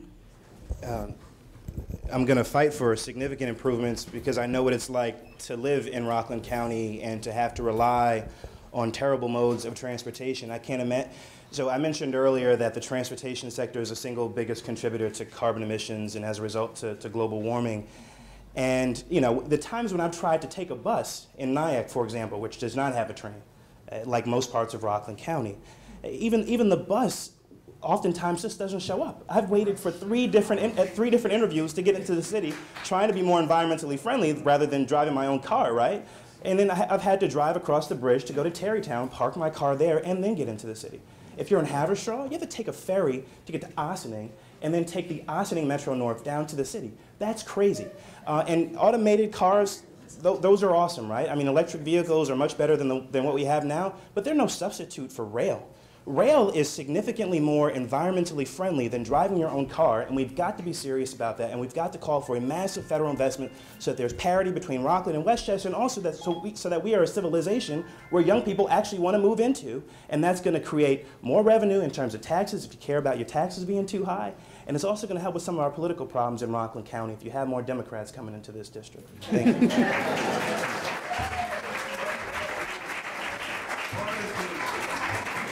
Thank you. Legislator Parker, what will you do in Congress to improve public transportation in CD17? Well, let me start by saying, first of all, I have driven over the Mario M. Cuomo Bridge twice in like the last 12 hours. And having a Chevy Volt, you know, anytime that I have to go over my EV miles, I get very upset. So I have to say, I've been pretty upset about this and seeing this as sort of the necessary evil to campaign. But it's a real issue, and I understand, and I too feel very guilty for being a Westchester resident who's had the luxury of having convenient transportation to get into Manhattan, and realizing that for folks in Rockland County it has really been you know, just an unfairness. The bridge, you know, whatever you call it, it's got a big hole in the middle. And it seems very clear to me that we have more work to do to get money to come to this area, to fill that in and make sure that we have transportation, whether it's 1-seat or 2-seat or light rail, we need to help. And that seems like the very clear direction. Thank you. Assemblymember Buchwald, what will you do in Congress to improve public transportation in CD17? Well, before I was in elective office, I was a volunteer member and then chairman of the Metro North Railroad Commuter Council. And so going back to then, I would fight on behalf of both the east of Hudson and west of Hudson aspects of this vital part of our transportation infrastructure. And I've continued to do that as a state assembly member. I'm proud of the fact that I'm hopefully going to be able to vote for a state budget this upcoming March that will be funding the expansion of Penn Station South, which is a crucial component to having that 1-seat ride from Rockland and Orange counties down to Penn Station, because right now there aren't enough slots at Penn Station to accommodate those train cars that would otherwise be stopping in New Jersey and transferring people. And that, by the way, is a crucial thing. One aspect of the original question was about the disability community. If you're going to be able to have a 1-seat ride, is much more convenient for those who are disabled. And I am someone who recognizes how important that is. Apparently, my 1 minute is up. Wasn't all I wanted to say, but I will take my time. Thank you. Thank you. All right, if I can ask our co-sponsors that have been in touch with me to ask questions to approach this microphone in the center, that would be great. So we have several different organizations here. I'm going to have their representative come up, introduce themselves and the organization that they represent, then pose their question. Each question, we're going to, again, have the chimes at 1 minute, but finish your thought. Go ahead. My name is Rob Fleischer from the Coalition to Prevent Westchester Airport Expansion. Yep. Is this good? Yes. Okay. 85% of the activity at Westchester County Airport is related to private aviation that caters to the highest levels of the top 1% and conflicts with every aspect and sentiment of the Green New Deal. As a member of Congress, what will you do to help address the environmental impact of Westchester County Airport on surrounding communities that are impacting the health and quality of life of a growing number of District 17 households? Thank you. So why don't we start with Legislator Parker? Would you like to take this first, and then we'll go to Assemblymember Buchwald. Sure. First of all, thank you for your work related to the airport, because we definitely needed all hands on deck when the prior administration in Westchester County had this surprise deal for expansion and a public-private partnership. And I think your work helped get that off the, help scuttle that. So in addition, one of the things that we know is that the FAA has basically been not a great partner, and we need to ensure that the FAA allows Westchester County the ability to increase fines for private aviation that if they're coming in at hours that are not consistent with the flight times, that we can penalize them at a significant amount so that it really helps curb that noise pollution and helps increase that quality of life. Thank you. Assemblymember Buckwell. Thank you. When I entered the State Assembly, I actually moved my Assembly District office away from Westchester County Airport, in part because it was not convenient to anyone who didn't have a private jet to come and visit me. But I am someone, first of all, who knows that there are many issues, not just noise issues, groundwater issues. I've actually been working with my state senator, Shelley Mayer, to make sure the state DEC works on addressing those PFAS contamination from former firefighting foam. But also, as a member of Congress, I would work to try to empower more Westchester County, the owner of the airport, to have more control over things and not as much do what the FAA does, which is prioritize private jets over the surrounding neighborhood. Wow. Thank you. Legislator Borgia. Thank you. I do think it's another one of those cases where there's a different way that people who with means are treated a little bit differently than the average person who uses the airport. I think Assemblyman Buchwald really hit the nail on the head. As Westchester County, we are our hands are really tied. We were able to do things using our voices to prevent the expansion as was promoted by the former county executive. However, even with our master plan, which we've been working on and struggling with for the past couple of years, there's so much restriction to what we can and can't do on that site. So I think one of the things that we really have to do is looking at our private aviation, looking at how do we, with the things that we do control, which is building on the site, how do we make sure that that is kept to the reasonable, so that it does not grow, kept to the reasonable amount. But I think what we're really talking about as far as plane travel is how do we restrict that as a general rule in our culture, because that is something that does have very high environmental costs. So I think that requires a bigger look than I can do in 10 seconds. Thank you. Allison Fine, so how would you address the environmental impacts and quality of life impacts of the expansion of the airport? So this question and this issue is part of a theme that we've been discussing this afternoon, which is the lack of community resident input into issues and structures that affect our lives, the quality of our lives. And so it's not enough to say the FAA needs to regulate this. We need to force the FAA to have community neighboring residents as part of that decision making. And that's part of the shift in power that we need to make everywhere. In addition, just on a global climate issue, we also need to press for all airlines to be using synthetic fuels in their aircrafts to reduce the carbon emissions as well. Dr. Farkas? Thank you for the question, Rob. As you know, my sister and her neighbors, my sister and her family and their neighbors are impacted by this problem every day, by the noise pollution, and to a lesser extent, my parents. And of course, people in Rye and elsewhere, so it's not just that area of Chappaqua. I would say, first of all, there is a really important role for the federal government here. The FAA, first of all, can and should decree mandatory hours of operation. Planes should not be allowed to fly in and out of northern Westchester and other regional airports, and that's how you get the buy-in from other legislators in Congress to actually enact this kind of legislation, because there are other small regional airports across America that would like to probably have the same rules. So no flying after, 10 p.m., and no flying before 6 a.m., something like that. I've actually lived under a flight path before, and I knew if I heard the planes and I was still in bed, there was something wrong, I had overslept. So that's a very simple thing that the Congress can actually enact into law. The other thing is, as you well know, the FAA actually has reduced the dispersal of the aircraft. That's a very simple thing that Congress can mandate that FAA increase the dispersal again. Yes, maybe it saves fuel or something for the airlines, but we have to think about the quality of life for the community. So I think, and then beyond that, there's just a way to look comprehensively. Again, the federal government can commission comprehensive studies to set up some better guidelines and regulations and laws to deal with local airports that are growing too much. Thank you.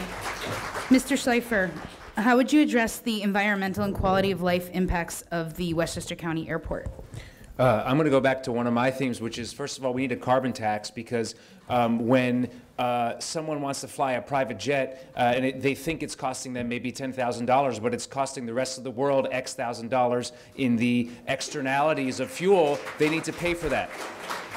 And so that's one of the reasons I believe in a carbon tax. The other thing is, I think we need to increase landing fees for private aviation, so that if a private jet lands, they need to be paying a per landing fee, which goes to the folks from Yorktown all the way down to Purchase who are in the flight path, and a free retrofit for anyone who wants it on noise proofing for their home until we get other solutions, because there's no reason that the folks who are creating the noise shouldn't be the ones paying for the solutions needed to mitigate it. Finally, I think David made another great point that I want to emphasize, because it's not talked about much, and it's something that I know of in various parts of the country. It's a problem here. We have the Kensico Reservoir right near the airport. It's a tremendously important watershed and source of drinking water, and David's absolutely right in that it's an underappreciated risk of environmental damage from airports, that the fire retardant chemicals used, including for drills when they have to sort of just practice their fire extinguishing, can leach into groundwater and cause significant problems. So that's something we need to be paying attention to and ensuring is not a threat to the watershed, particularly in Kensico, just near the airport. Thank you. Thank you very much. Asha Castleberry Hernandez, what would you do to address the quality of life and environmental impacts of the Westchester County Airport? Ooh. I agree on most of my colleagues here as far as place a lot of pressure on FAA, and it makes sense to me as your elected official, that's what I would do. But it needs to be a bottom-top approach where you have to listen to the people as far as their concerns. And that is a starting point as far as crafting policy and be able to approach like the FAA as saying, hey, these private jets cannot fly during this time. They're creating noise pollution. This has to get done. I think it's an easy fix, in my opinion. So why not get it done? And it's very concerned that it has not been addressed already. So, listening to community, making sure that you frame it that it's an environmental injustice to us, especially if it's continued to be ignored. So this can get done on a federal level. Thank you. Mondaire? I'm with Evelyn on this. I think we have to do mandatory times beyond past which you cannot fly, and so we need to minimize the inconvenience to people living in the neighboring areas. That's the way you do it. Unfortunately, if you can afford a private jet, you're probably going to be able to afford a carbon tax, and so we need to think more, I think, strategically about how to stave off the impact that's currently being felt by people in the area. And I'm also going to join the Quiet Skies Caucus in Congress, along with colleagues like Grace Ming and Greg Meeks and others who live near JFK and LaGuardia and Queens. Thank you. Thank you very much. Jenny?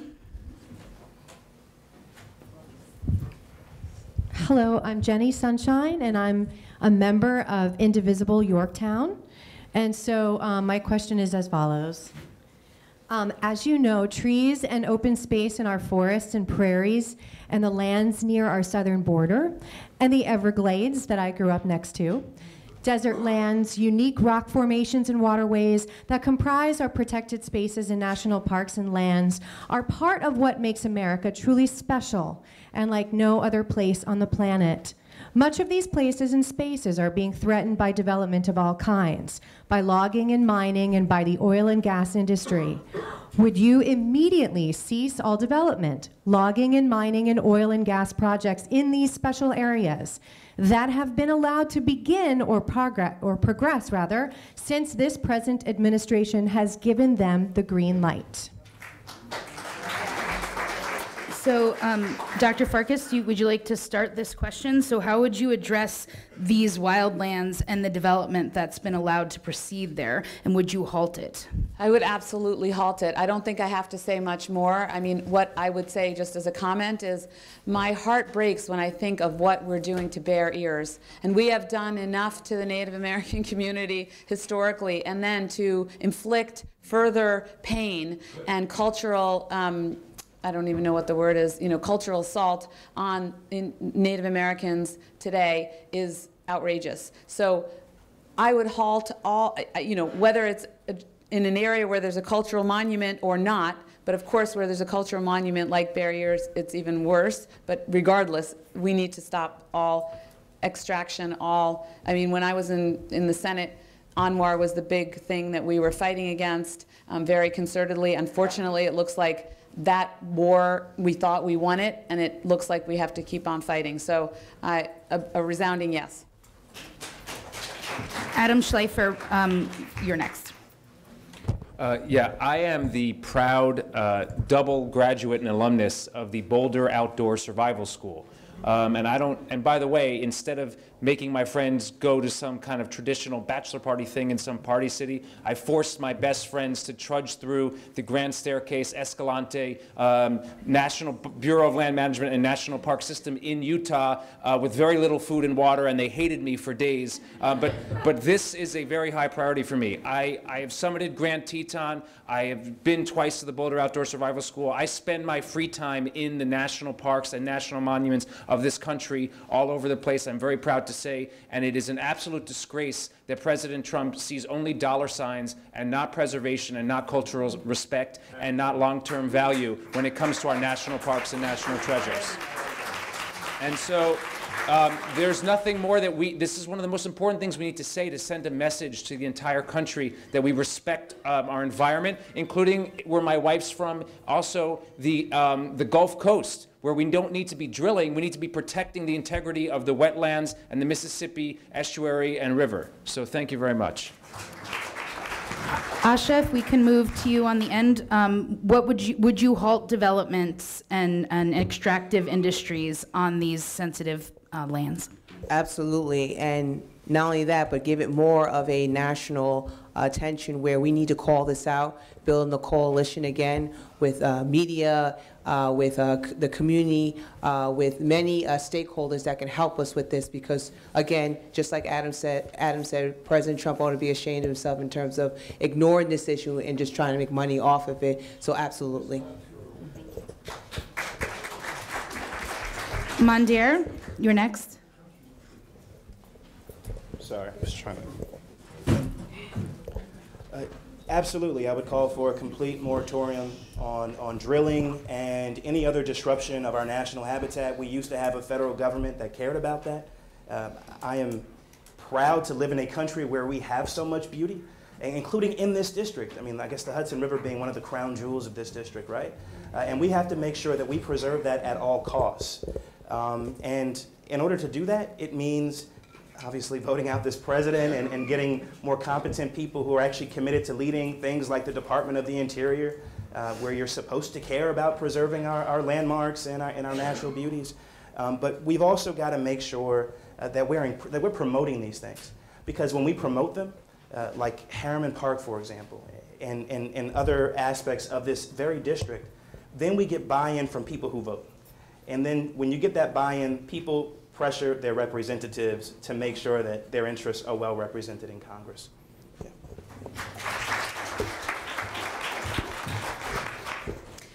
So here's a little fun fact. As many of you probably know, Teddy Roosevelt started the national park system. But did you know that in 1903, Teddy Roosevelt's opponent was Alton Brooks Parker, a distant relative of mine. And I have to say, I'm very glad that my relative lost, because I think the national parks are a real treasure. So yes, I am absolutely going to fight for our national parks. And in the back of the room, I want to point out my 12-year-old son, Aiden. My husband and I have been taking him to national parks. He has a little national parks passport book. We took him out to Zion and Bryce Canyon. We didn't get to Grand Escalante, but that was, like, my husband can tell you, I fought for that, and we just ran out of time. And I really value our land, and as well as our seashores. I mean, I'd be against offshore drilling too, so I just want to put that on the record as well. Thank you. Assemblymember Buchwald. Thank you. My daughters are ages 2 and 4. I didn't think as part of the campaign I'd have to go back and find my old National Parks passport. But I do want them, and just as importantly, their children and their children after that, to continue to experience the great beauty of this country. And that is not possible if we allow degradation of our national treasures through mining and drilling and so forth. So I'm with you, but I also know that there are things that we can't visit, that we can't see, that are just as important to our environment. So the Trump administration has promoted offshore drilling around our country. I'm proud to have been a co-sponsor of the effort to ban offshore drilling around the waters of the state of New York. That's now law. So there are whether we can visit it or not is something that is important to making sure that we have a worldwide ecosystem that is as healthy as possible, especially within the boundaries of the United States. Thank you.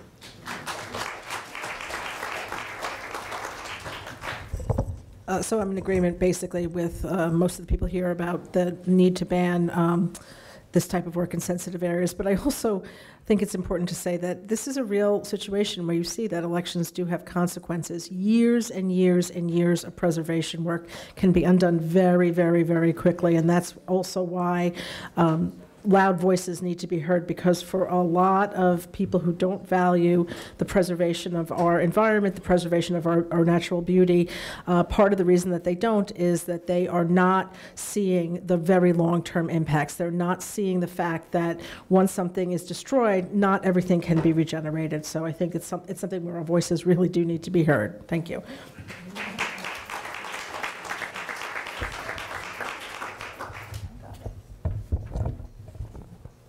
So I actually brought a quote from Teddy Roosevelt, and says, "I recognize the right and duty of this generation to develop and use the natural resources of our land, but I do not recognize the right to waste them or to rob them."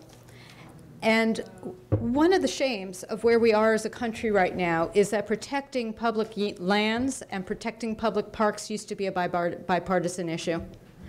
And it needs to be again. In addition, I think that we need to look for opportunities to reforest everywhere that we can, to look for opportunities to create new parks, which we haven't done enough of, and to look for opportunities in the changing landscape of main streets and downtowns, as we're not using our storefronts as much, to see if there might be opportunities to create green spaces downtown that we don't have as much of anymore. Thank you very much, Jenny. If we could have our next co-sponsor come up. And I still have my passport. My kids have theirs. And my fourth graders still in this country can get into national parks for free. And so my fourth grader chose Carlsbad Caverns in New Mexico. So we're making that trip this summer.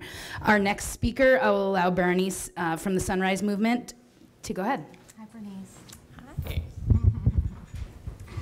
Hi, I'm Berenice Tompkins, and I'm with the Sunrise Movement, which is a movement of young people fighting to address the climate crisis and create millions of good jobs in the process. And I'm here today to ask you about the No Fossil Fuel Money Pledge. And I'll just read a little bit about the pledge for anybody who's unfamiliar with it. It reads, "I pledge to not take contributions from the oil, gas, and coal industry, and instead prioritize the health of our families, climate, and democracy over fossil fuel industry profits. Taking the pledge means that a candidate's campaign will adopt a policy to not knowingly accept any contributions over $200 from these PACs, executives, or front groups of fossil fuel companies. Companies whose primary business is the extraction, processing, distribution, or sale of oil, gas, or coal. We will provide a list of these companies upon request." And I have a copy of the pledge here with me. I have enough for everyone, for anybody who hasn't yet signed. So my question is, have you signed the No Fossil Fuel Money Pledge? And if not, will you? I know some of you have, so thank you. Yeah, so if you have already signed the pledge, could you raise your hands? Woo! Excellent. And if you are ready to take the pledge, can you raise your hands and Berenice will give you the copy.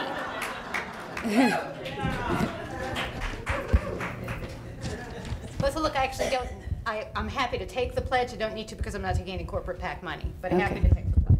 Excellent. Thank you, Berenice. So yes, Berenice will take those and return those to Sunrise, and during our refreshments, which are coming soon, she can take that material, yes. Well, I've also taken a pledge not to take money from any fossil fuel lobbyists. I think that's baked, as I understood that was baked into the original no fossil fuel pledge, but I understood myself to be doing the same thing as Evelyn just said. I commend her for it. I hope the rest of us do the same, but yes, lobbyists for fossil fuel companies should not be exempt from the anti-fossil fuel pledge. I think we can all agree on that. Excellent. So our next speaker is from Rockland Sierra Club. Yeah. Go ahead. Correct. One of the major environmental issues in Rockland in recent years has been the successful fight to defeat a very energy-intensive desalination proposal from Suez water. With climate change, water is already or will become a major issue for many parts of the United States in the 21st century. Environmentalists believe that we should not turn to energy-intensive water sources such as desalination or wastewater reuse, which are the two most energy-intensive sources, if less energy-intensive sources are available, such as conservation, efficiency, and repair of leaking pipes. What could the federal government do to prioritize these measures over energy-intensive sources, and how could the federal government help areas like Rockland with their water issues? Thank you. Thank you. So the question is, just to repeat it, what could the federal government do to prioritize these measures over energy-intensive sources of water, and how could the federal government help areas like Rockland with their water issues? And I'd like Mondaire, if you would be willing to take the first stab at this question. Sure. In Rockland County, outside of the villages of Nyack and Suffern, as you know, Suez, where water is a public utility controlled by those local municipalities, Suez, a private company, is the provider of water. I think that's terrible for a number of reasons. I'm sure you agree as someone who's been in that effort. I myself am a customer of Suez. They have this ridiculous contract where they are guaranteed on an annual basis profits despite their performance, right? And we know that 18% of the water was leaking and there was just no incentive to... More than that. More than 18%? Yes, wow, correct. Interesting. And now they're proposing closer to 25, yeah. A 34% hike in terms of the rates. I think from the federal government's perspective that water should be a public utility. I don't think that something as vital as that should ever be in the hands of private companies.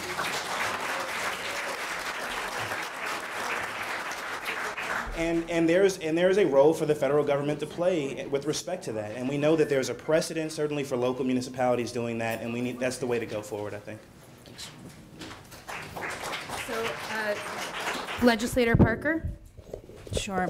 I talked a little bit about this. Were you at the Rockland United meeting last week? It wasn't you that asked the question, but somebody had asked it. And one of the things that I said is, it's not just drinking water, but it's also our sanitary sewer system as well.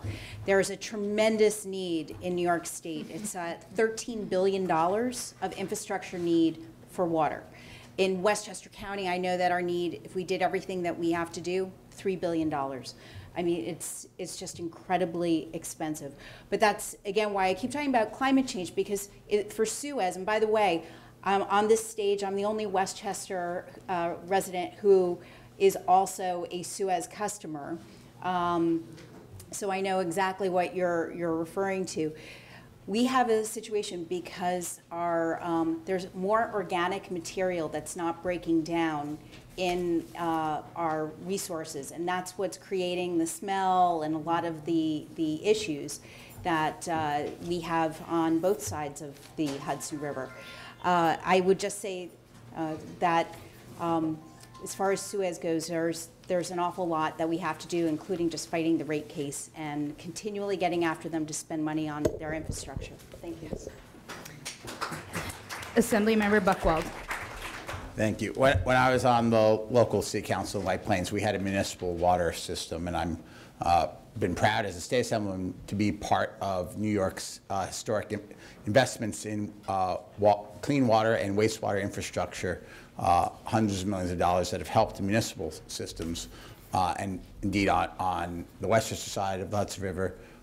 Most, not all, folks are either on municipal water or in some parts of northern Westchester area have private well water, which is also an issue for many Rockland folks who are not connected to a water system. We need to make sure those systems are clean, especially at the time that they're transferred in terms of the property to new one.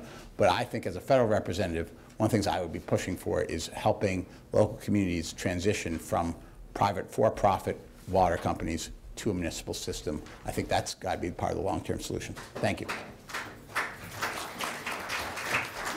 Legislator Borgia.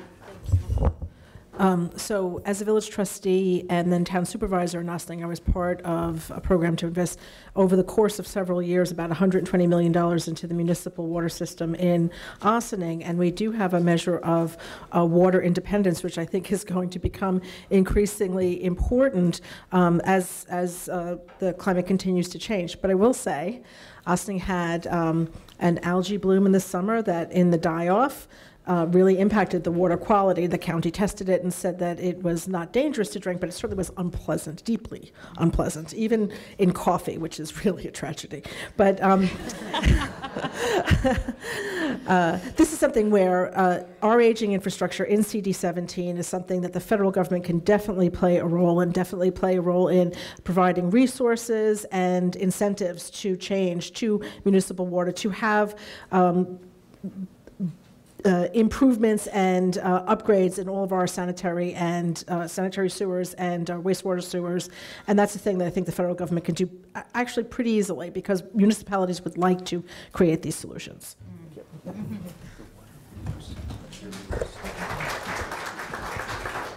My father was a civil sanitary engineer, and he actually designed the water and sewer systems in Rockland and Orange County. He called himself the Wizard of Ooze. He liked to say he left these counties flushed with excitement. Now, the shame of this is, since the early 1970s when he designed these systems, we have certainly not invested in upgrading them. And we have, for instance, the combined sewer and water overflow systems that need to be separated out, need to be fixed. In addition, it is a responsibility, I think, of the federal government to supplement the efforts of the state now to work on new technologies for cleaning water and for helping to conserve water as well. And of course, in so many areas and in so many efforts, we need to go back to public utilities and common problem solving. And this is certainly a case for that.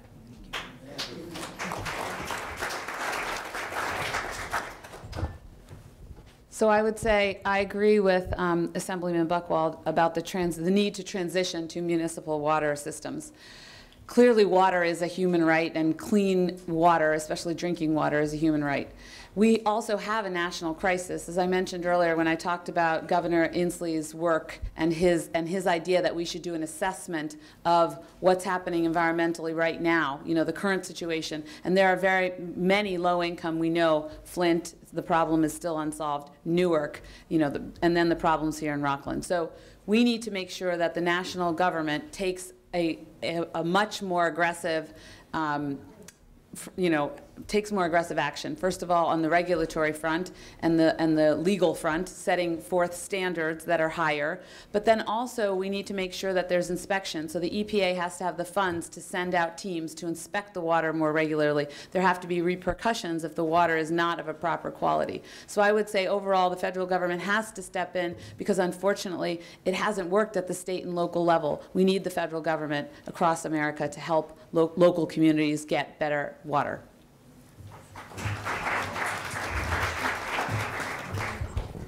In my past, the job I just had before I joined the dais here as a federal prosecutor, we had such bad water in our federal building that we could not drink it. And we had to pay for our own shipments of water in. And I can only imagine what it's like to be a resident of Flint and how small and desperate the world must feel when you can't even drink safely. When you turn the tap on and you cannot, you can't, where do you go? it's like you can't go anywhere because nowhere where you can go can you get a safe drink of water. That is an unacceptable situation in the 21st century. What we can do, among other things, in terms of the trade-off, which is an interesting trade-off, energy and water, and those are both finite resources. We need to invest more in solar and wind so that the trade-off isn't as painful. Because if we have cheap, reliable, clean, green energy, that trade-off becomes a different one and the calculus changes. But in the meantime, we can all agree that we need to also be more efficient with our water use. So gray water capture for agriculture and watering of lawns, efficiency. My wife knows that I unsuccessfully lobbied to have a flush-free urinal in my home. She vetoed that option, unfortunately. But I do think that we need to look at things like tax credits for retrofitting of homes so that they have energy efficiency and water efficiency. So everyone should have a toilet that flushes a lot less water than we see now. I know a lot of us stand up there in the toilets in restaurants and other places, and when I see 3.8 liters per flush or whatever it is, it's like a painful decision. Do I flush or do I not flush? Terrible thing. We can do better. Thank you. Thank you. And Asha Castleberry-Hernandez. I agree with most of my colleagues, and when I hear your situation, it does remind me of the water crisis that's going on in Flint and also in Newark. Unfortunately, when it comes to those type of areas where you're seeing the environmental injustice, especially to more lower income Black and brown communities, which is very unfortunate that we must address. I agree with most of my colleagues that we definitely need to transition to a municipal water system. It's time to upgrade this system.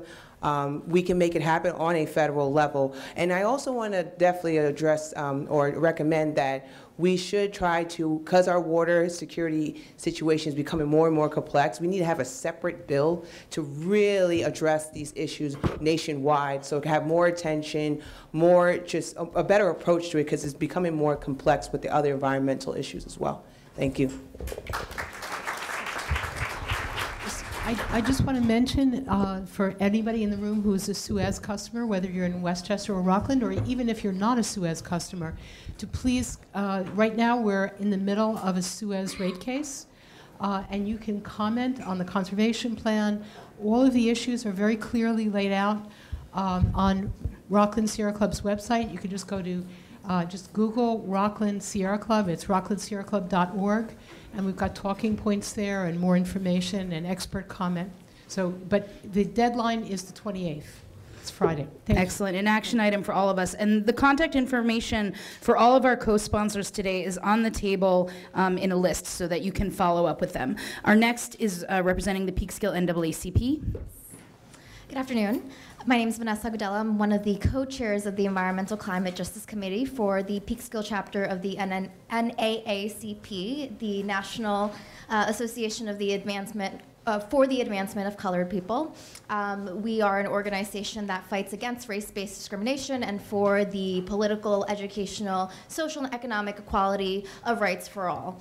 And our question for you is, it's often poor communities, communities of color, and those marginalized in our society who are most susceptible to the impacts of climate change.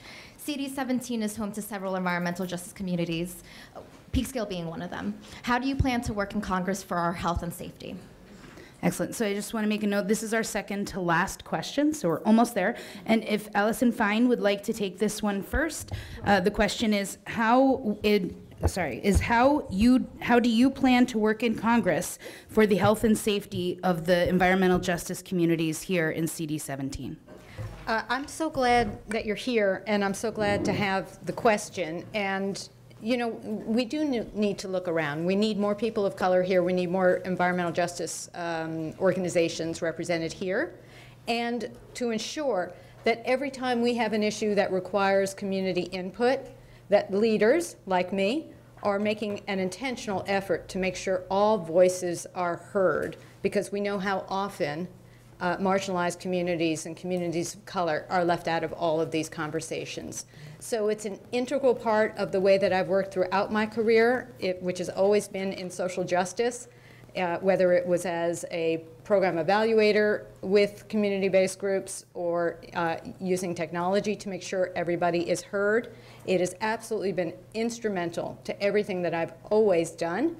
And I would make it part of every effort I have to make sure that everybody in a community is intentionally reached out to. And what's really important is to remember it's incumbent on leaders to invite people into conversations. It's not your responsibility to keep knocking on every door, and that's part of the shift in power that has to happen. Thank you. Legislator Borgia, would you like to go next? So how would I fight for climate justice communities? I do represent 2 climate justice communities, including Peekskill and Ossining, and how I will fight is in the way that I have fought for the 16 years that I've been in public service, which is with passion and vigor and without giving up, because sometimes you don't succeed, but you have to keep moving forward, because ultimately the voice, the fairness will win out as long as there are people fighting for you at every level of government to make sure justice is done for communities that bear too much of the cost of our environmental decision making. So I do think that it's very important, though, I guess I kind of disagree, that I do think it's very important for people's voices to be heard, and I think that one of the things that we don't want to lose sight of in this race and in any race in 2020 and beyond is the power that people have to raise issues, to demand the correct solutions be made, and to not let their voices be silenced. So that's how I'll fight vigorously.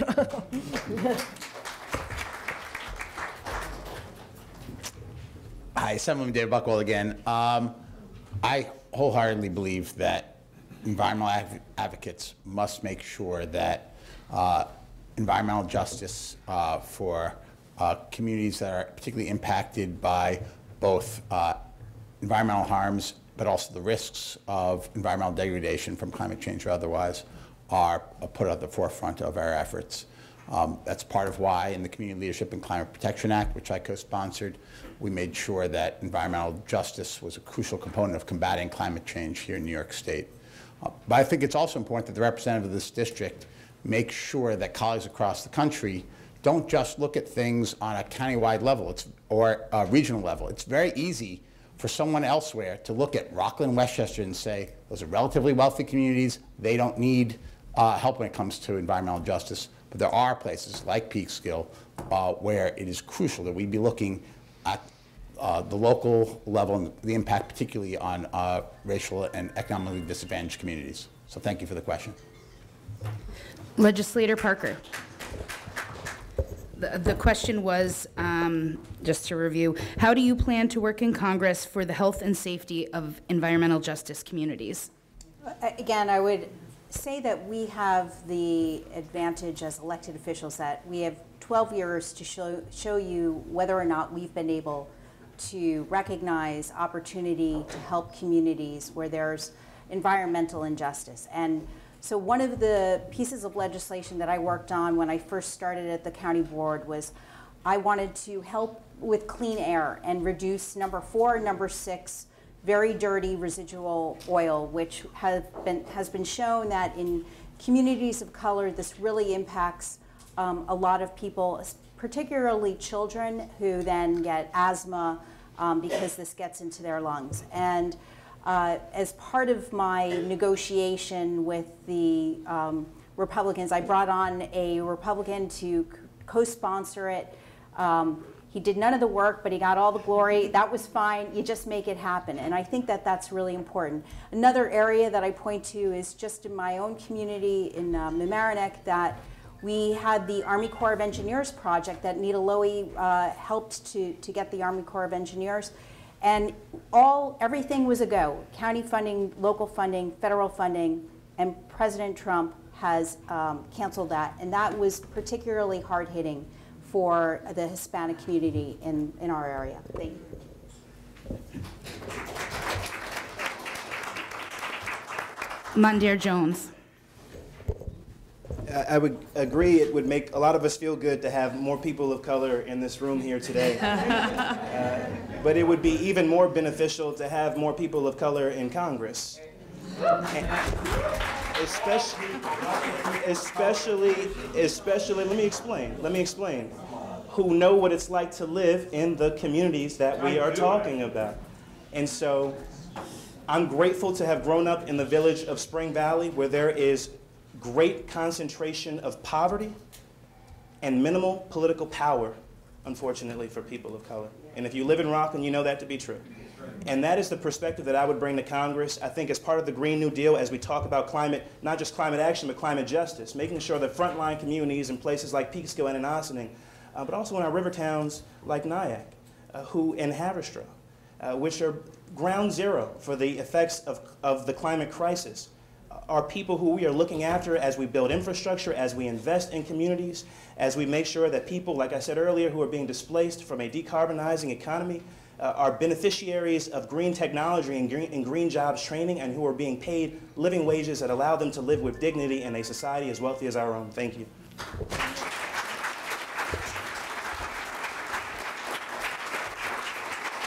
I totally agree with Mondaire. Just like him, I came from a community very similar of someone who has been victimized to environmental issues from people of color in terms of communities. And the best thing to do is to definitely elect someone that understands these issues, because they can best formulate solutions in Congress that definitely needs to be part of our policy. Too much of this has been lip service. Just as mentioned to you before, we started to see a lot of issues involving in Flint and Newark, but receive very low visibility.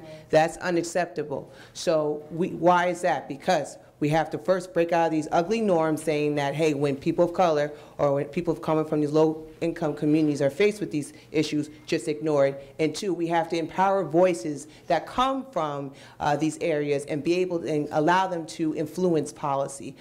So that, in my opinion, should definitely be something we should move forward with, and you should elect someone that has experienced this. Thank you. Thank you. Mr. Schleifer. You know, on the first day at Cornell University, they make everybody take a swim test. And it was quite a memorable day for me, because I got in that pool and all I had to do was go down one lap and back. And instantly, I saw a spectrum of wealth perpetuate itself in that swimming pool, because the folks that had the opportunities to grow up in wealthy homes and wealthy communities swam down and back in 5 seconds and jumped right out of that pool. And the kids who didn't get that opportunity were being fished out by people with long poles and forced to go take a swim class. Now, it's an important skill to know how to swim, and I think that's good that Cornell provides that for people. But I learned early on, we need to ensure, and I think this is implicit in the question, that communities that are less advantaged have access to open spaces and the expanding horizons that you get from being able to recreate with clean water and public green spaces. So we need more money to go to that, so that it's not an issue of money to go spend to travel far away. You can, in your own neighborhood, enjoy green spaces and learn how to swim and do all these basic things that a lot of people take for granted. And I just want to also say that it's the similar thing between affordable housing and green housing, both of which we need to use smart incentives and tax credits for, so that when we build new homes, we incentivize the developers of affordable housing to have green, efficient homes, but also homes that are healthy and that it can be affordable. And that is the issue of the tax code, frankly. And I think we need to be talking more about that. Thank you. Dr. Farkas, how would you work in Congress for the health and safety of CD17's environmental justice communities? Well, as I mentioned before, I think it starts with addressing the hotspots that these communities face today. Any part of a Green New Deal implementation plan has to start with that, and start with the communities that don't have the resources to deal with the problems, as I said earlier. So that's number one. Number two is dislocation. So as we move to this renewable energy and this new future, we need to make sure that the people who are the workers who are working in the fossil fuel industry are taken care of, that they are retrained, that their families are taken care of. Obviously, there's much more that we can do. We need to have a public option in healthcare. We need to put money, we need to have tax, we need to repeal the tax scam that Donald Trump has inflicted upon all of us and take the proceeds from that and put it into early childhood education, into affordable housing, a whole host of things that will help communities that are at greater risk than others, right? The other thing I would say is something I've called for in an op-ed a couple of years ago. We need to have a commission that John Conyers, every year, every new Congress, he would introduce this legislation, and I will introduce it if I go to Congress or co-sponsor it. And that legislation said we need a national commission to look at the impact, the impact of the legacy of slavery and racism on America, and then take some action to address it.